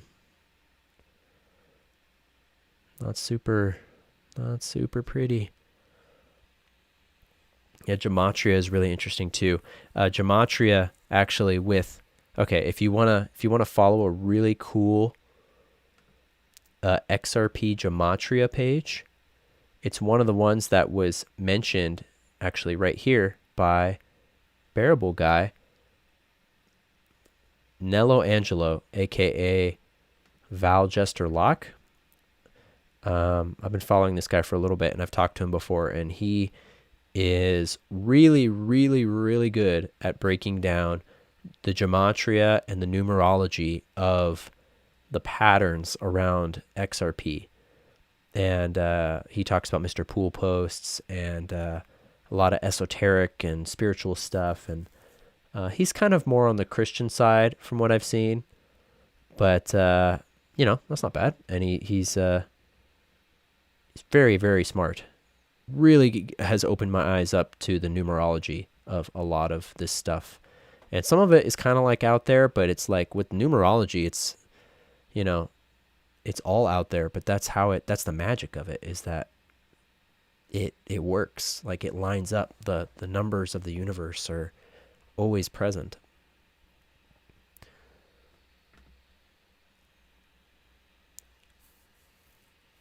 Any suggestion where to buy XRP? Elsa, so uphold.com, if you're in the United States, is pretty much the only place to buy it. My last video on this channel gives a step-by-step instruction on how to buy through Uphold. So go check that out if you need more assistance with that. But yeah, uphold.com to buy XRP. Oh yeah, and Brad said it. Thanks, Brad. Isn't this just a psyop? Ripple will only endorse globalism, the Great Reset. No, that's what I was kind of explaining earlier. I was saying, like, on the surface, it looks like banks and that kind of stuff, but it's, in my opinion, it's how they're ushering it in. It's 12D chess, you know, and when you really look into the space, you can see the people that hate Ripple in the same way that the cabal hates Trump. It's like that same kind of energy, and you can find it really easily in the crypto space. Like for instance, that meth elf guy, Vitalik, who created Ethereum, trashes on Ripple and XRP all the time. And I get terrible vibes from that guy, and Ethereum in general. And like, Ethereum is very exclusive to the people that have made a lot of money with it. It's not very scalable to the average person. Whereas XRP doesn't need Ripple, right? So that's one of the big misconceptions too, is that, I'm going to get away from this riot video. One of the big misconceptions is that XRP is like centralized, because Ripple, or that, you know, it's more centralized than Bitcoin or something. And it's not true. And the easy explanation why is, so anybody that owns XRP can be a validator on the network, right? Which means basically you have a vote on the network. That's how the network operates. It's called Federated Byzantine Agreement. It's actually a new type of crypto technology that they pioneered, I believe, that Flare is also using. And it is opposed to the proof of work and proof of stake systems, which is what Bitcoin and Ethereum use. This is called FBA, Federated Byzantine Agreement, and it's a different kind of governance system. And so anybody who has XRP can technically be a validator on that network, just like anyone who has a Bitcoin mining system can be a validator on that network. But you can't hold Bitcoin and be a validator. You have to be a miner. But with XRP, you can hold it and be a validator. However, Ripple has this thing called the UNL, which is the unique node list, which is this list of, I think, like a couple dozen approved validators. So basically, the validators on the network can say that they only agree to listen to, you know, a select amount of validators. And that's how you keep external threats out and scams and people who seek to destroy the system. Very complicated stuff. I'm trying to break it down easy. And so they have that UNL, that unique node list. However, if Ripple were to cease to exist, if Ripple were to go out of business, if Ripple were to whatever, just disappear one day, XRP would then be open, truly unleashed to everybody, decentralized, truly decentralized, because then that unique node list, which is something that Ripple made up, won't exist anymore. And now anybody could be a validator. So that's where, you know, I'm under the impression that one of the reasons why we're seeing what we're seeing going on with the banks and everything is that they're using this as a way to sneak in the quantum financial system. And then, oh yeah, if Ripple ceases to exist one day, then that'd be great. That'd be even better, because then all of a sudden this whole system is now truly, truly free. But even now, it's not centralized. Ripple doesn't have any say-so over the network. They don't have any authority over the way things are run. Actually, the majority of the network can make decisions against what Ripple wants, and they have and probably will continue to. Like, Ripple votes for the network to go one way, but the majority votes for the other, and so they go the other way, kind of thing. Hope that makes sense. Yeah, I am surfing through a suspended Twitter account, Angelito. This was like my backup Twitter account, and it got deleted in like 3 days of me having it up, and now I can't even make a Twitter anymore. I can go on and like look up stuff, but I can't post, I can't follow people, I can't like, which is kind of a bummer. Uphold works for Canada as well. That's good to know. I didn't know that. What about buying Flare? All right, we will get into that. I'm going to do a video specifically about buying Flare too. Long story short, the Flare Networks is not actually live yet.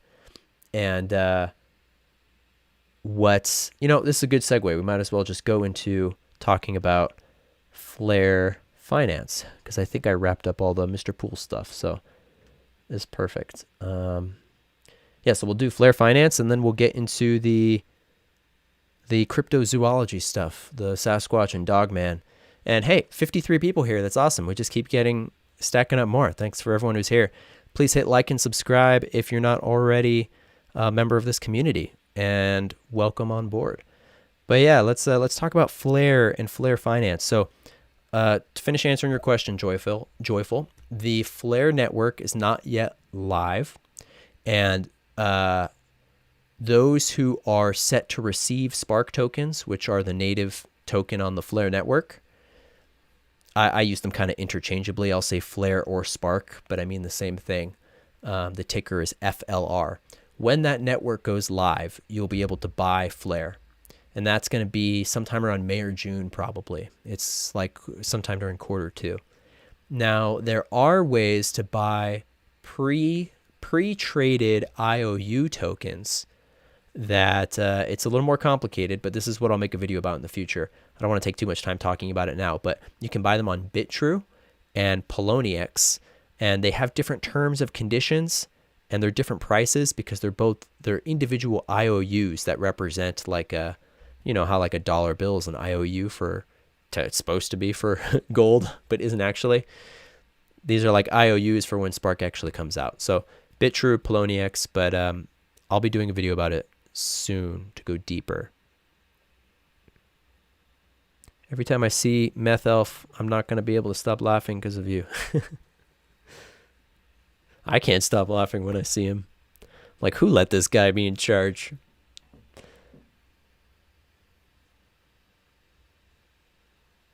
I'll let him explain Flare. It's complicated. Okay, let's get into Flare and Flare finance. Oh, Amy says, also the term PSYOP doesn't have to mean negative. Maybe 17 is a PSYOP in the best way possible. Got us listening and learning to get us in motion. Totally agree. PSYOP just means psychological operation. And there are psychological operations that are happening to help wake people up, right? So there's duality. Hey, what's up, Ryan? Welcome, my friend. Good to see you. All right, let's get into Flare. So I'm just going to, oh, geez, I can't even get my scenes right. We'll stick on this one for a sec, and then I'll jump over. See if the comments work. Hey, it's actually working. The comments show up. That's cool.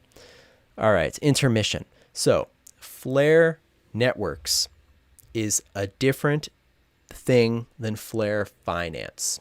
I'm going to explain Flare Networks first. Flare Networks is a decentralized finance network. It is DeFi.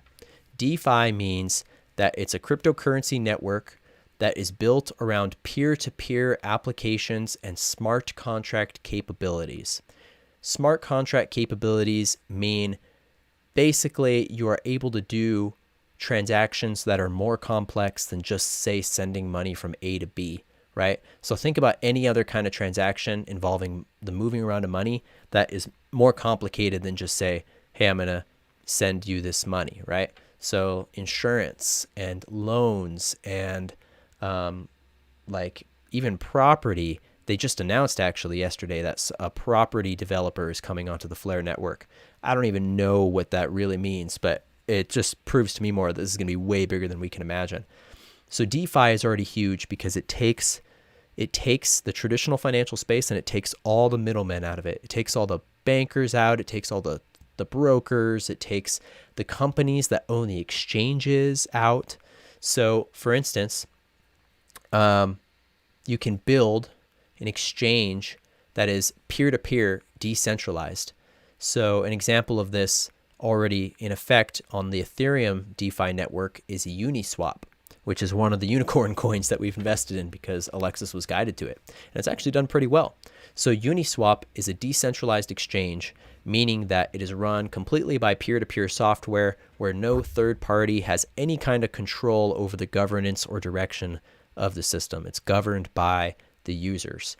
So that's kind of DeFi in a nutshell. It's independence, it's peer-to-peer, and it's smart contract capabilities, which is just like huge doors to open because there's so many possibilities that can come from there. So where Flare is making a difference, where Flare is going to say, they call it the Ethereum killer, for a reason. Some people do, because So for example, Ethereum, when you're using Ethereum, it's just Ethereum that you're using that DeFi platform with. And then they've built all these other what are called ERC20 tokens, which are Ethereum friendly tokens.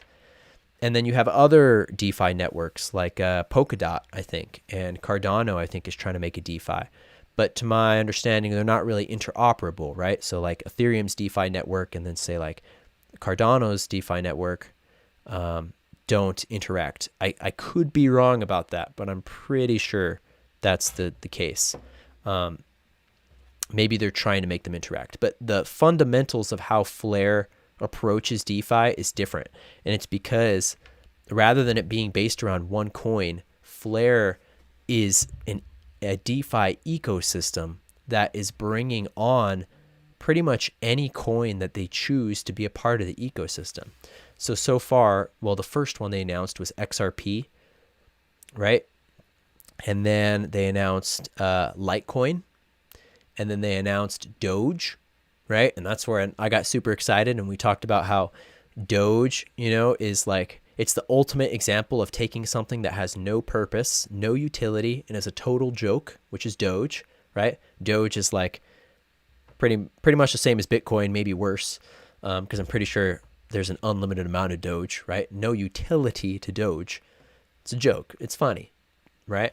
Flare gave it superpowers. Flare is giving Doge now the ability to do smart contracts, to do staking and pooling, which means now just by owning Doge and converting it to Flare's version of Doge, F-Doge, you can make money on it. It's going to have like smart contract capabilities. So you could do like loans with it. You could have interest. You could like become your own bank with Doge if you wanted to, right? So it's a proof of what's the phrase, like proof of work, proof of concept, that you could take something that has no value and give it superpowers. And that's where there's that meme where it's like normal Doge and it's just Doge, and then it's like Flare Doge and it's like this beefed up super jacked version of Doge. So Flare's only brought on those 4 coins so far, but theoretically they could bring on as many as they want, right? They just have to code it. And what that means is that now all these coins can interact in an ecosystem. So the other thing that Flare is doing is that they are their motto is unlocking value, right? And they're doing that by creating tons of ways to make passive income, which could be more than passive income if you're doing it full time, could be like all your income, by just participating in the network. And there's this YouTube channel called Mickey B. Fresh. His channel is completely dedicated to Flare, and he goes really, really in deep into the technology and the mechanisms of this stuff if you really want to dive into it. But the basics are that the Spark token on the Flare network, just by holding the Spark token and participating in the governance of the network, meaning like voting or delegating, you can delegate your Spark to another group to do the voting for the network. You'll get paid from that. They'll pay you in Spark. And then you can, like, say you have Doge or you have XRP. If you bring that over to Flare and mint it into FXRP or FDoge, then you can make money just by holding that.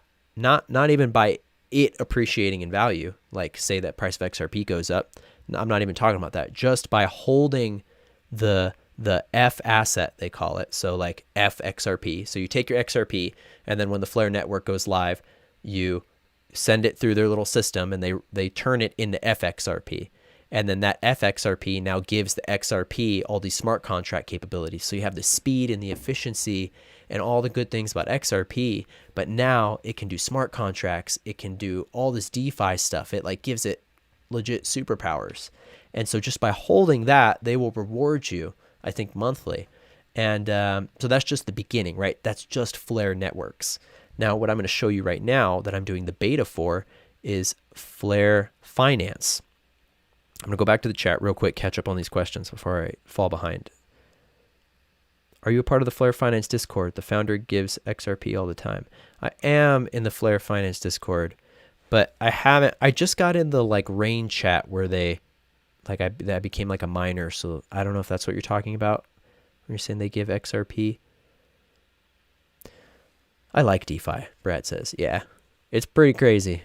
It's gonna change the world. It's gonna take away all the power from the bankers and the banking cartels and put everybody on an even playing field where no one can call the shots except for the people that are participating in the governance of the system in a true sovereign like democracy. And what's cool is that this can be scaled up. They've alluded to this in their trailers too, that these concepts within DeFi and the blockchain can be scaled to non-financial related sectors like government and like actual voting and things like that. Like the governance systems are like these natural law technologies, which I truly believe were seeded here from the stars in one way or another, whether it was in these people's minds through dreams or, however it happened. This is the technology that I believe many of the other star nations are using. And the blockchain, I think, is what syncs the different international trading groups together, right? Like on Journey to Truth podcast, they talk about the secret space program a lot and how the international trade is already there. Like we're already trading with other planets and hundreds of other star systems and stuff. It's like this is the technology that's being disclosed to acclimate us to that system that already exists. And like we talked about how a lot of the names for the different cryptos seem like they could be names of other planets. And some of the channeling sessions have said that they are names from other planets and that's just how they're bringing them over to Earth to like show us like, hey, here's this currency from this other place, but you can also use it if you like. And it's going to create this whole ecosystem. It's really crazy. Maybe I went a little bit off topic there. Yeah, when will it be dropped? Yeah, like Brooke said, they don't have an official date, which is another reason why I think that this is very synced with the as 17 says, the gold ending the Fed and the QFS and all the other crazy shit that's going on right now in the world. I think there's a reason that they didn't put a specific date on it, and the timing seems so spot on. But May or June, they said Q1, Q2, and we're already pretty much past Q1. So May or June is when most people are thinking. And if you follow this page in my channel, I will for sure let you know. Also, right here, jump on my Telegram page. You'll know there first before you know on my YouTube probably, because I'll be able to text it out before I make a video. Yeah, Telegram, awesome place to join. Good community there if you want to talk to more people about this kind of stuff. Question for everyone in between. What would be the price prediction be after the SEC suit settles and regulations are applied? I mean, that's the ultimate question, right? Like, I mean, we've been talking about the glitches in the thousands and how various capital managements have given price predictions. And the Goldman Sachs one that I showed, they said they were valuing it at 260. The other capital manager that I talked about was saying at its true capacity, when it is the bridge asset, it could be between 10 to 30,000 a coin. But they're all speculative, and I don't even want to like give you false hope. It's kind of thing that if you want to find the closest thing to an answer in this moment, it's probably going to come from within. It will come from within if you're going to get an answer. But I have faith that it's going places. We just don't know where. We don't know how high it's going or where, but I mean, Spirit has led so many of us here for a reason. So many people. Yeah, the people online are predicting $5 to $10 when the lawsuit lets up $250. Yeah, so like a blockchain backer, great YouTube channel for price analysis and like a chart analysis, straight left brain, purely mathematical stuff. He's predicting 10 to, I think he's even said $20 potentially maximum, but more like 10 to 13 just for this relative bull run, not including any of the SEC stuff or any of the external variables. But if we didn't have the SEC lawsuit that artificially sent the price down, XRP probably would have been at a couple dollars by now, on its way to like $10. And then, so that's the difference between the bull run and the utility run, right? So the bull run is going to happen to pretty much every altcoin on there. People who were in the last bull run in 2017 said that there really wasn't a single coin that you could have invested in that didn't like multiply in profit multiple times. There wasn't like a single coin. And that's what I've heard. And I think it's going to be the same here, where it's like this altcoin bull run that we're about to see. If it goes, smooth, like without any kind of market crash, black swan, crazy political stuff going on, then the bull run would probably take us to that price range we were talking about, $10, $20. But then if we get the utility run, which means the utility for the particular coins kicks in, like regulatory clarity and mass adoption by the banks and financial institutions, that's when we'll see, I believe, the price truly go up. Because when there's U.S. regulatory clarity, then the U.S. banks will be given permission to buy it. And when the banks buy it up, they're going to buy it up fast. And that's where a lot of these like Mr. Poole, Bearable Guy type predictions have talked about the straight green candle that happens overnight, where it's like you don't even have time to process it because it's like it all happens so fast. Like, could be tied in with the market crash, gold resurfacing, like it could all happen at the same time. It's so hard to tell what's going to happen, like it could be a crazy single day event like that, or it could be super drawn out and smooth where it's like almost kind of boring because we're like, when's the exciting stuff going to happen, But the smooth timeline is probably honestly better, even though it's maybe less exciting on the surface.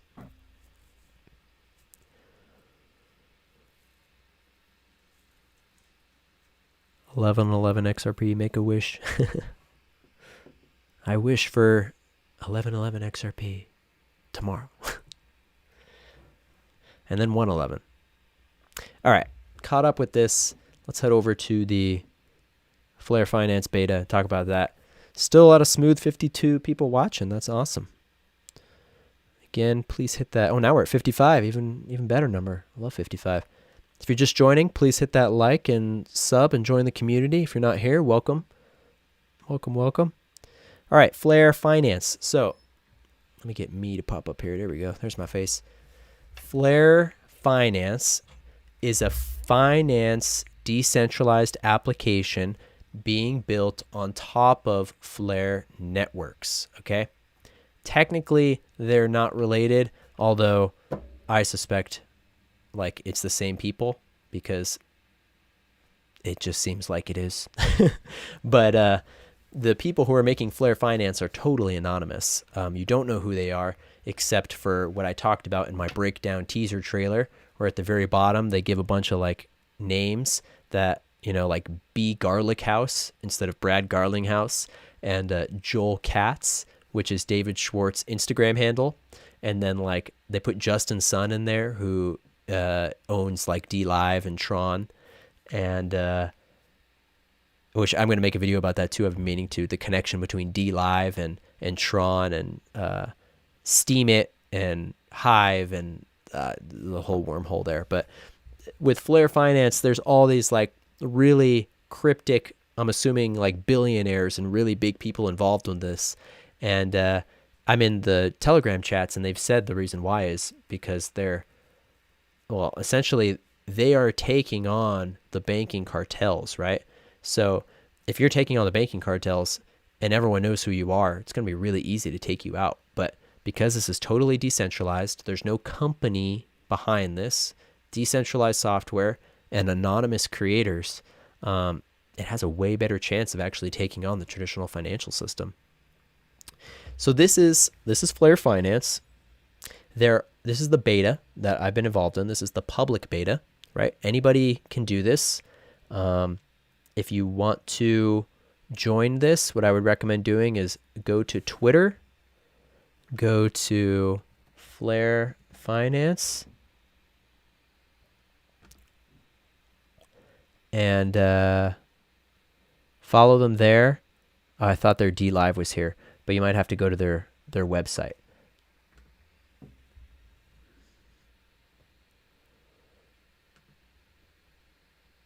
Oh, they made this more confusing than I'd hoped.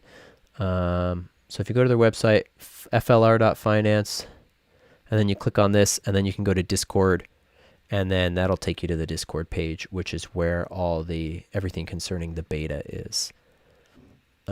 It's a little bit much for me to like try to explain, because I even had, pretty much everyone getting in was having a hard time, but it's a little easier now. So on this public beta, there are 3 tools that they give us. There is the swap tool, which is the exchange. This is called Flare X. It's a decentralized exchange, right? So just to give you an example, when we're talking about, say, Uphold, right? Or Coin or Binance, right? Both good examples. These are exchanges, but they are centralized. This is a company that owns this exchange. They create the rules. They control everything. There's no company that owns this. There's a group of developers who are building it, but it's decentralized.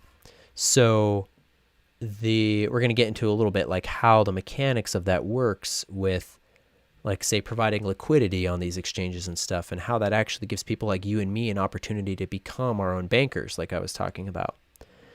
So yeah, pretty easy with the exchange, straightforward, not too much to explain. It's a very minimal exchange, right? Like, it's not nearly as complicated as Binance or Uphold or anything. Actually, Uphold isn't even really an exchange. I guess it is an exchange, but it doesn't give you charts and stuff like this. Like, you could do trading on here, right? So that's the swap function. Then under the same one, you have liquidity. So this is kind of a new concept when it comes to DeFi. Now, if you're familiar with DeFi, you'll probably know what a liquidity pool is. But if you're not, a liquidity pool is essentially a pool of value, a pool of money, cryptocurrency, that is there for anyone who holds the currency to invest their currency into, to provide liquidity for the market, right? So in a traditional system, like with Binance, they are governing the liquidity. They're basically ensuring their users that they have the liquidity that they're saying they have. And you just kind of have to trust them. And, there's been all these scandals with especially the early exchanges where some of them took people's money. They just disappeared one day, like the Chinese ones and stuff, back when these were first starting. But so rather than worrying about if a exchange actually has the liquidity and the backing they're saying they're having, you can contribute directly to the public liquidity pool on a decentralized network, right? So you become kind of a banker in a way. So what you can do with liquidity pools is you have to put in 50% of each. You have to put in the same amount of 2 kinds of tokens. So liquidity pools are like, you have 2 things. So in this case, the tokens are YFlare and USD, YFlare and F Litecoin, YFlare and F Doge. Now, these are coins that you're probably not familiar with because these are particular to the Flare network. These are beta coins that will be like coming out when the Flare network launches. But F before any coin is like the Flare wrapped version of that, like I was telling you. So F Doge is like the decentralized Flare version of Doge that you can trade your Doge into 1-for-1 and then make money just by holding that. But then you can make more money by taking that and putting it into one of these liquidity pools. Now, there is some slight risk here, which gets a little more complicated with the liquidity pools, but that's the basics of it. Basically providing your liquidity to the network and then being paid for it. Now, Farm is very similar. Farm allows you to stake your assets and make money on them too. So traditionally with crypto, you'd be making money just because you're investing in it and then it's going up in value. But this is giving you the opportunity to then take your investments and then store them in one of these farms or liquidity pools and make even more on top of whatever the appreciation or depreciation is. So for example, so if I'm coming onto this website and I just want to connect, all I have to do is hit connect wallet up here. And then I'm connected. I don't have to log in. I don't have to do passwords. That's the beauty of the blockchain. Synchronized. It's already got my wallet hooked up. It's got everything. So I don't have anything in my wallet right now. You can see I only have 0.4 Y flare, and a Y flare right now is only $1 in this test. So I have like half $1 in that. But that's because all of my money is invested in this Y flare YFin liquidity pool. So what that means is I'm actually making like double money, kind of. And again, this is all fake. This is all beta. This is all fake money. This isn't real. This is like a competition. Whoever makes the most money through this competition wins an NFT, actually, and some other rewards. So I'm, for one, making money because, like I said over here, I staked equal portions of Y flare and YFin into a liquidity pool, right? Which, if that was just normal, you would see it right here. It would say Y flare YFin, and it would say like how much I had, right? And you'd be making a percentage of any time someone traded this pair, you make a percentage of that fees. That's where that comes from. So like normally when you pay fees on an exchange, the fees go to the exchange and they go to like they funnel up to the rich people.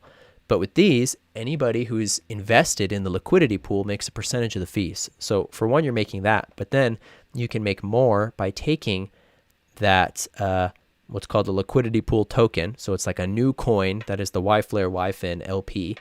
And then you farm that over here to make even more. So you can see I have unclaimed rewards. So I have 0.13 YFin, right?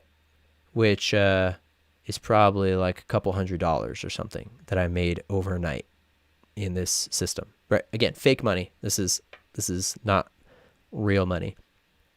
They gave everybody like $1,000 to start with, and I've like basically gone up to like probably like 6,000 now. I have like six times what I started with, which is I'm impressed. It's pretty good.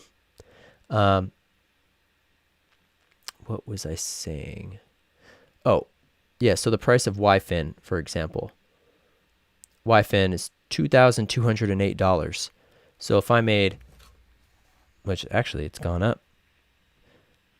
So my strategy in here is just to kind of accumulate as much YFin as possible. So if I made overnight, like just sitting here, I made 0.13 YFin times 2208. So that's like $287. But in the beginning, when there weren't as many people in these pools and I was making a bigger percentage, I was getting like $1,000 or more overnight from, starting only with like, it was like I put $1,000 in and then the next day I had another $1,000 and more. But that's because when these networks first launch, the most opportunity for people like us is going to be in the very, very beginning, because the rewards are going to be the highest, the network rewards. And that's what's going to incentivize more people to join the network. So if you hit the ground running with Flare day one and you've got value in the network, like you're invested in it, you're going to make some really good returns, I would assume. That's what we're being shown, and that's what the beta is showing too. Like the fact that I went from 1,000 to I went from like 1 to like 3 within like a day, and then from like 3 to 5 in like another 2 days. But then it started slowly tapering off, and now I'm not making as much anymore. But to go back to this, I can claim that reward, right? So you can claim this literally every second if you wanted to. Oh, for some reason my MetaMask is not connecting. Huh, that's weird. It is glitching right now, but that's never happened. But normally you'd claim it, and then you can immediately go and reinvest that claim into that same pool. So you're like, make a profit, put it in. And you could keep doing that like every second, like hit claim, put it in. It might not be that practical to do that, but more practical than doing it like once a week, because you can compound the interest that you're making. All right, I'm going to pop back over to the chat real quick because I know I've said a lot. Okay, I'm going to scroll up a little bit, guys. Bear with me.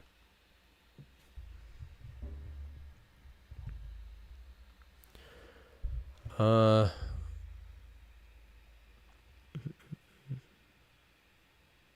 the person that asked about Spark and Uphold, you won't be getting Spark and Uphold. That wasn't one of the exchanges that was supporting it, to my knowledge. Like if you had your Spark in like Coinbase or on a ledger or a number, you can just look up qualifying exchanges for Spark airdrop. And if you held your XRP on 12/12 at 12 midnight, good number, then you get 1-for-1 Spark to that amount of XRP, but only for what you held on that day. And then they took a picture. How do we convert Doge to FDoge? So that is going to be through the Flare network and not through the Flare finance. Okay. So when Flare Networks goes live, there will presumably be some kind of portal, like a website or a decentralized application you can download or something, which will be the way that you can convert Doge to FDoge. And the way that that would happen is basically that's where Spark holders make a profit. So every time somebody mints a coin into an F asset, so say Doge, and they mint it into FDoge, Spark is the fuel behind that system. Spark is what is being used as collateral for holding up that Doge for FDoge. It's what's holding the collateral in the system. And so it's the Spark holders who will be making profits off of putting their Spark into these, into the network to be used for collateral positions. And essentially you become your own like agent at that point. Like there's so many ways to make an income with these Flare networks and with crypto in general. Like moving forward, it's going to be like, this is going to be the future of how people make money, because it's going to be like universal basic income, but it's going to come from this decentralized place, from a place of sovereignty and not from the government where it's like they're just giving us money, which is just socialism or communism, right?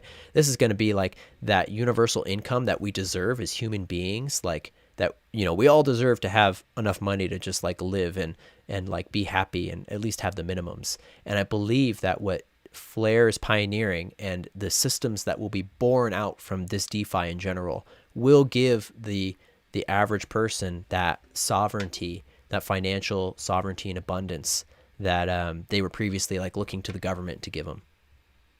And it's going to inspire like all these new energy patterns of how to collaborate with your energy and like put your money places that you really believe in. Like it's going to take like the idea of investing to a whole new conscious level.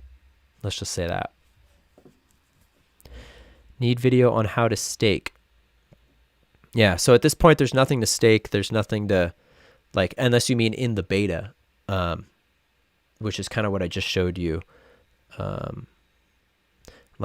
Staking. So, like, okay, like I told you about the LP pools. I kind of talked about the complicated thing first, but the easier one is just say like a FDoge pool. So you mint your Doge. So Flare network goes live first, right? That has to happen.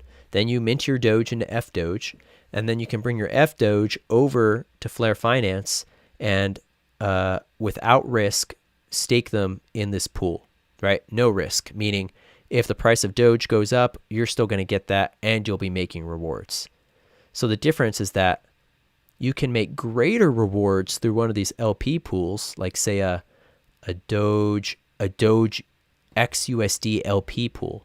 Now the difference is that with the FDoge pool, you're putting in just FDoge, just putting in Doge into that. And then you stake it, and then you're just getting little bits of profits. And then you're also getting whatever Doge price increases to.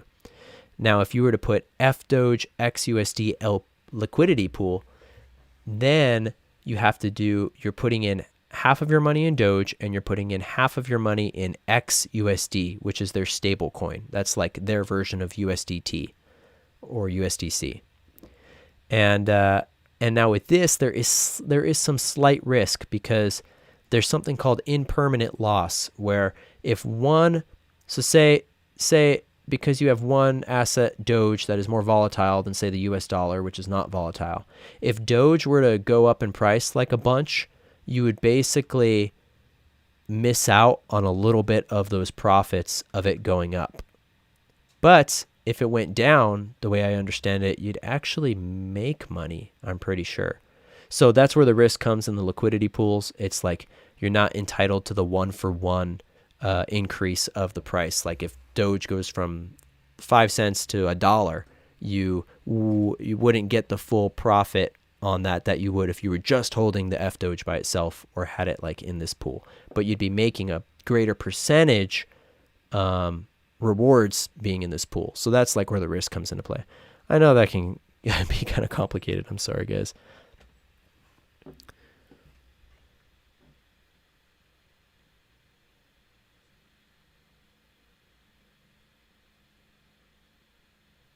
I can't wait till they reveal themselves. Yeah, me too. I mean, the fact that B. Garlic House and Joel Katz, who's David Schwartz, are on there, and then Snoop Dogg was also on there, and then Director 589, and like if you guys haven't seen it yet, go to my YouTube channel after this video and watch. Where is it at? Here we go. Watch this video, Flare Finance trailer analysis, and I go over like every bit of this trailer. And like, look, in the beginning, this is what I'm just talking about. In the bottom here, it says like Director 589, DOP Snoop Dogg, Lighting Director Peter Schiff, who's like a big silver banking guy, like pro silver, like telling people to get in and on investing silver, like a white hat, in my opinion. B. Garlic House, which is Garling House. Justin Sun, who owns DLive and Tron. The Predator and the Undertaker are ones I was trying to understand, and I feel like that's just like saying the Punisher in different ways. The Predator and the Undertaker. And then Joel Katz, which is David Schwartz, and then Heidi Klum. I don't know why she's on there. That's kind of weird. But yeah. Still making my way through the comments.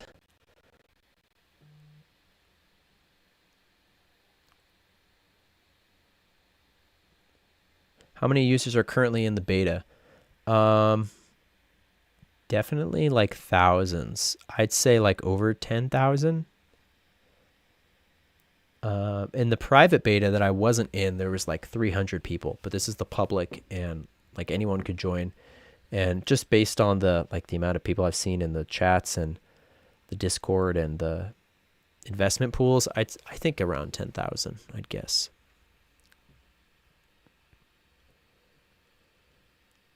This feels like the advanced class. Oh, that's coming. This is the intro. Oh, I'm going to have to watch this 2 more times. Yeah, I know. It's a lot, like, but it's exciting. It's like once you start really diving into this, you're like, whoa, the possibilities of what is going to be coming. And it inspires you to kind of stay on top of it so you can like, you know, take advantage of the opportunities that'll be coming into these spaces before the masses do. I will be trying to get back on to beta, tried first day and stopped. I agree, Francisco. I'm lost. I feel like it's learning a whole new language. I tried to do the beta and couldn't figure it out past 2. Brooke, we can work on that when we have our session, our coaching session. We can. I'll see if I can set you up with that. Yeah. All right. Yeah. Heidi Klum. Yeah, it was a weird. I don't know why that's in there.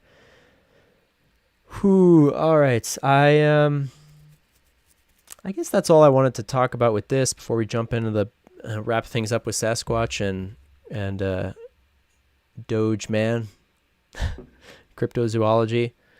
Before any last questions on crypto or on the Flare beta or anything related to that before we moved on to Cryptozoology?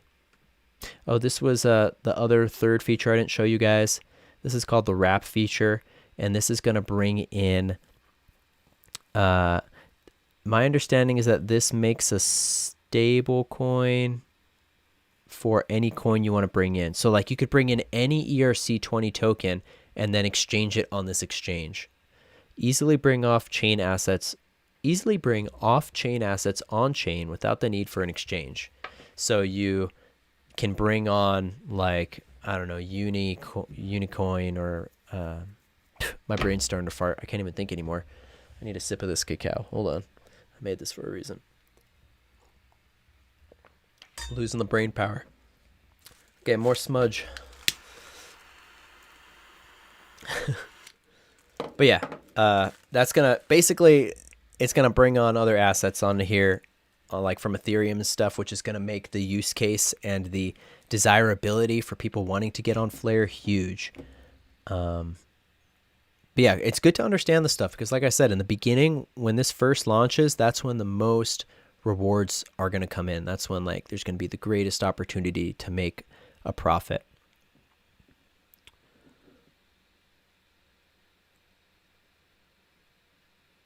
All right. I still got 47 viewers strong. Let's move on to cryptozoology.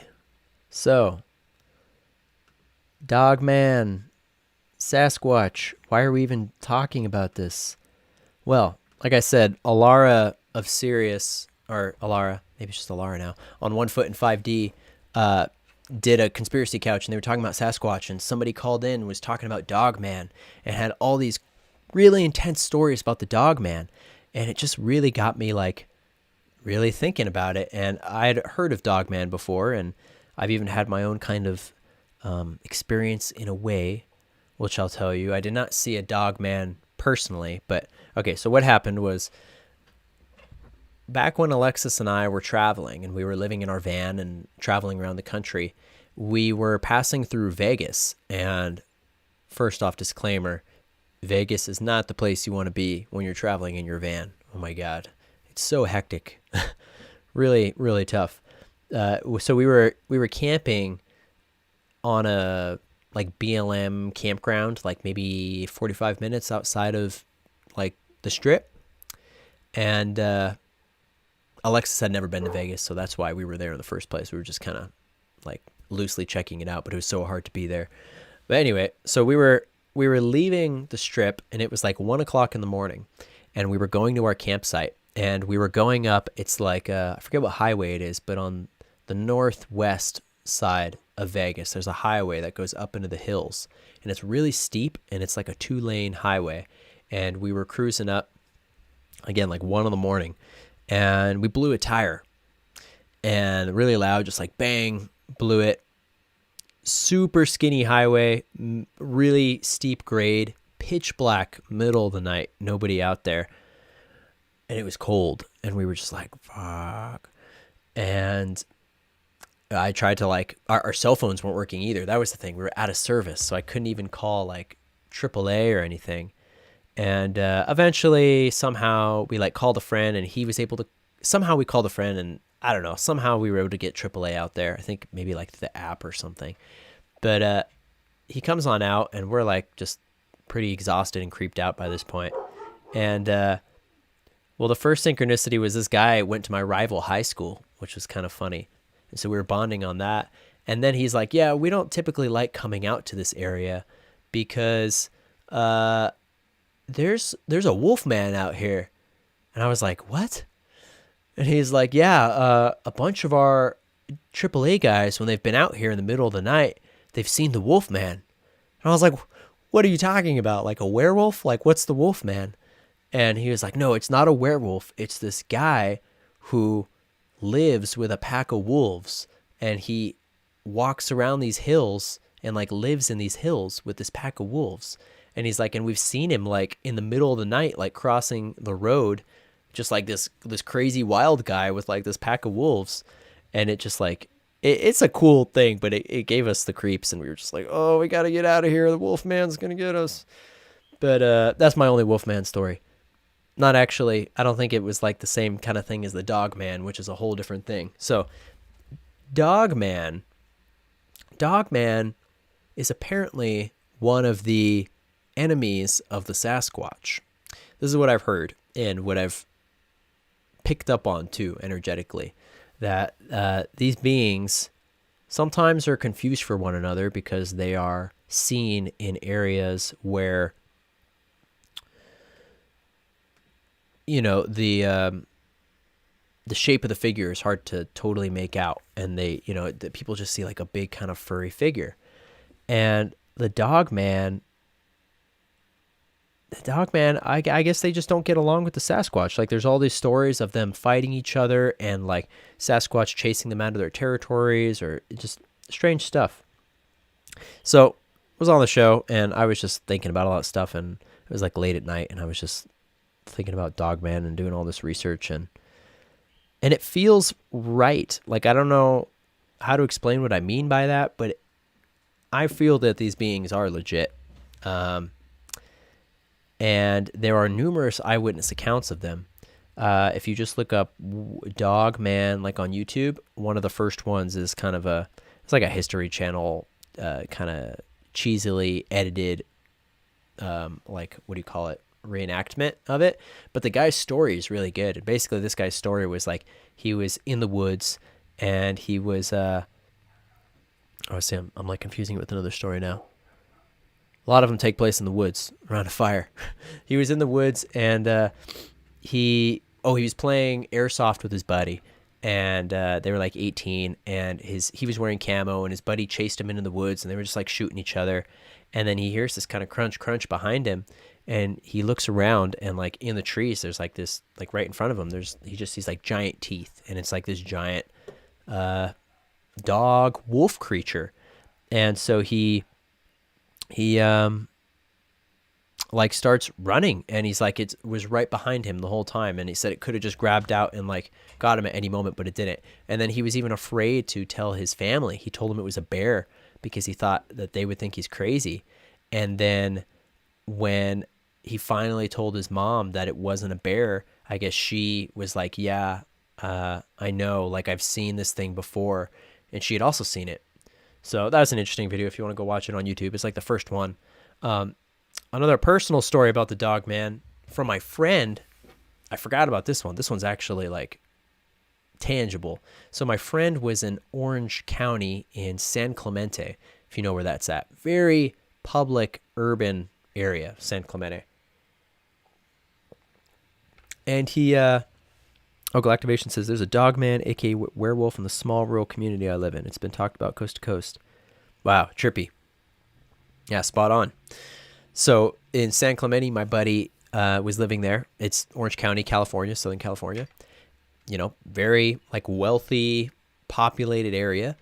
And he was out late with his buddy one night, like after a party or something, and they were driving home, and his buddy saw something jump between the trees.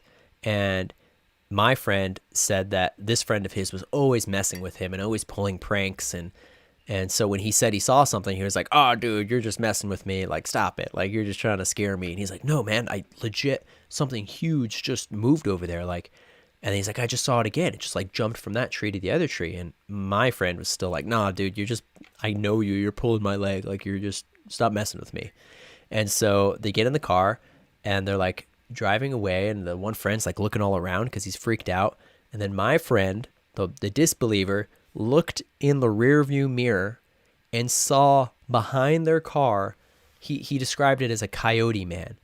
He said it was like a coyote, but super muscular and ripped. And it stood up on its hind legs and puffed its chest out, like super aggressive. And then it started chasing the car. And they said they just like drove as fast as they could, and it was legit chasing their car. And that story was my first introduction to the Dogman, where I was like, whoa, like I believe my friend. Like he wouldn't lie like that. And he saw that straight up. And then I started hearing these other stories, and it seems like the common theme is that they will chase you, but they don't hurt people typically. Like I haven't heard of any stories where anyone actually was injured. It seems like they're more just territorial, and I think they maybe like find themselves in places where they don't intend to, but they use the aggression as like even if it's not their territory, like a way to scare you off so that they can book it out safely. Another story that I had heard online was like similar, like a woman was driving her car, and in the middle of the road, one of these things crossed, and it looked over and it saw her, and it just started charging her car, and then like broke off at the last minute and ran into the forest. So it's like it seems like it's their tactic to scare you away, is to charge. I've also heard of people like driving and it's like next to their car, like running, like galloping next to the car. Really trippy. Like a kangaroo. But yeah, so here's some of the pictures of Dogmen, Wolfmen. Dogman doesn't seem right. Like that, I don't know. Obviously, a lot of these could be faked. This seems pretty legit. Like, that's kind of how I would picture it.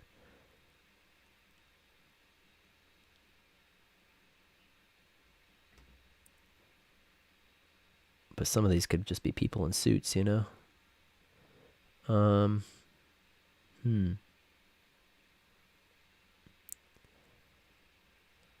Yeah, the Dogman thing is a little more elusive than Sasquatch, but have you guys heard that too? That like they don't get along, that for some reason they are kind of opposing things. Oh, gosh. Now, is that real? That kind of looks like a... I don't know, that could just be a suit. The guy who was on Alara's show last night said that he saw photographs of one from someone who actually, like, I don't know if he shot and killed it or what, but had a dead one. And he said that its hands were human and its legs were very like werewolf-like, like extended. And I've heard from some of the eyewitness reports that they kind of like walk like they're like a little uncomfortable in their body, which kind of makes me feel like I don't know, when my friend told me about the one in Southern California, my first thought was genetic experiment. Like, is this something that got out of a lab? Like, why is it in Southern California, of all places, in this busy city, Orange County, that one of these things would be walking around? Like, did it come up underground somewhere, or is it just in the hills? I feel like there's got to be... I feel like there's both. Like, there's both natural ones and I don't know. I feel like Atlantean Chimera hybrid is kind of the vibes I get. Maybe that's where they date back to. Maybe they're just from then and they're like ancient, you know, but they're genetically created. Well, I want to show you guys before we really head out here. There's really only one other thing. Where is it? There we go. This is a fun video of a Sasquatch poking in a guy's window. Sasquatch or Dogman. Some people call it Dogman, but it looks more like a Sasquatch. Again, could be fake. Who knows? I know these creatures are real because I've interacted with them. I've talked to them. But as far as like these random videos online, it's always hard to tell what's legit or not. Every year, the fruit just seemed to disappear overnight off my apple and pear trees. Also, the bird seed also seemed to vanish without a trace. I thought it was the raccoon or something, and so I set up a camera. This is what it was caught on camera. You can make up your own mind. This thing feels legit to me. And it's got the eye glare, which is something that the Law of One talks about, which I'm really glad, Alara, if you're still here, that you brought up on your show, The Law of One. I've obviously talked about it on here before, one of my favorite books.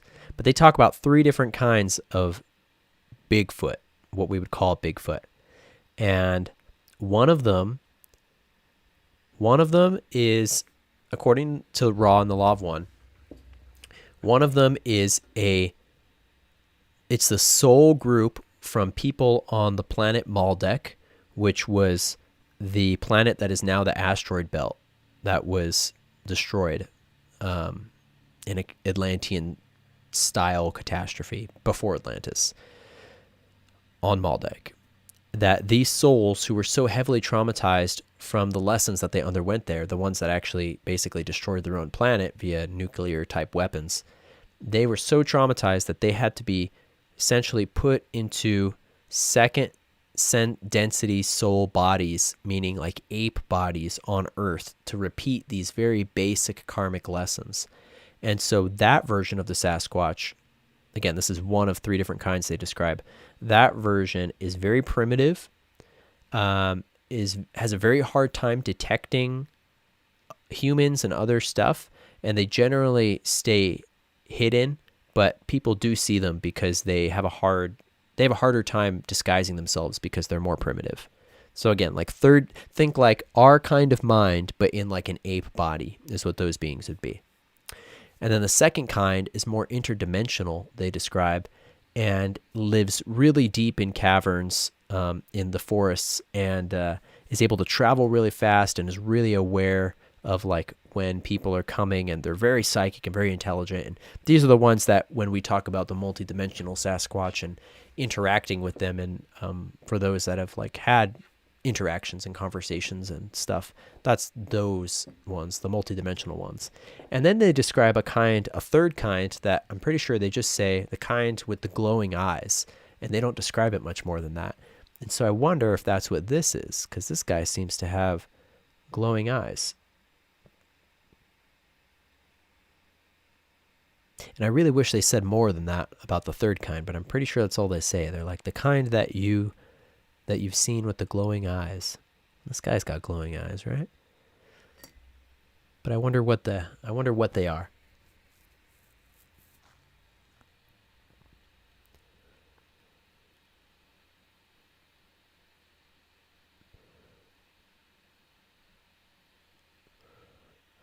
Dang, guys, we have like still 55 people on this stream.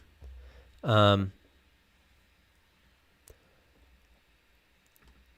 you guys have any questions? Is there anything else you want me to hit before we wrap up here? I think I'm going to check my list, but I'm pretty sure I hit everything I wanted to talk about for the most part. And what are we at? 2 hours and 20 minutes. My gosh, my brain is actually starting to get tired.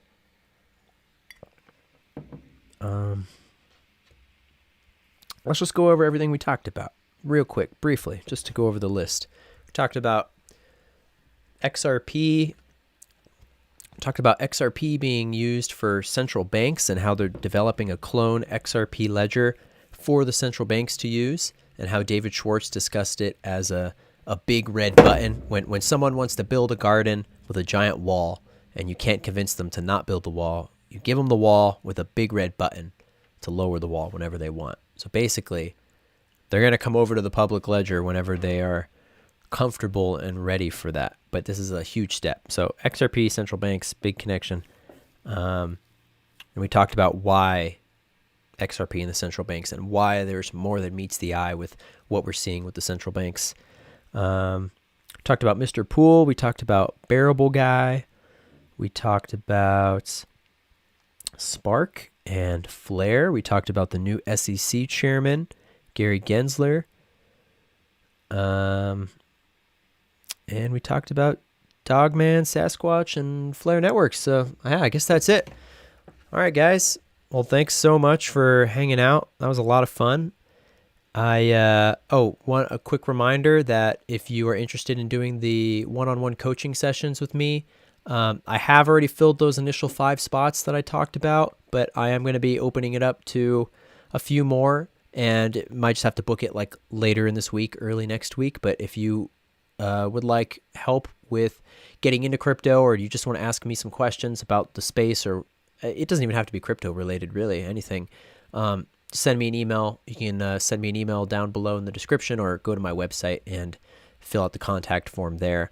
And yeah, if you'd like to donate, you can donate via the PayPal, paypal.me/dsbeings if you want to support the page. And thank you guys again so much. I'm going to burn some sage to clear the energy as we move out of here and wherever you go off to next in the great world of the interwebs and the real life. Because the real life is even better than the interwebs.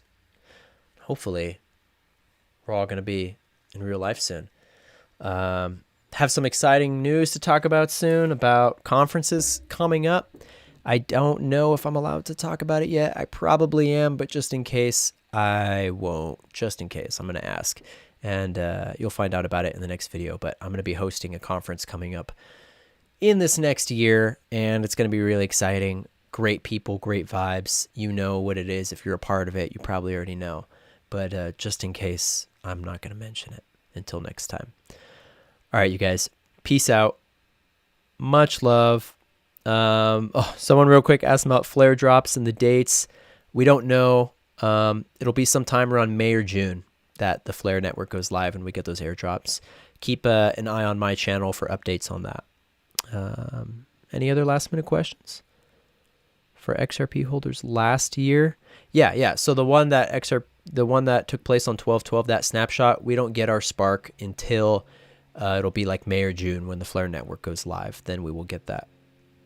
And until then, you can buy pre-traded IOUs on BitTrue and Poloniex, which I'll be making a video about soon. because that is a little more complicated because they're like IOU pre-traded tokens.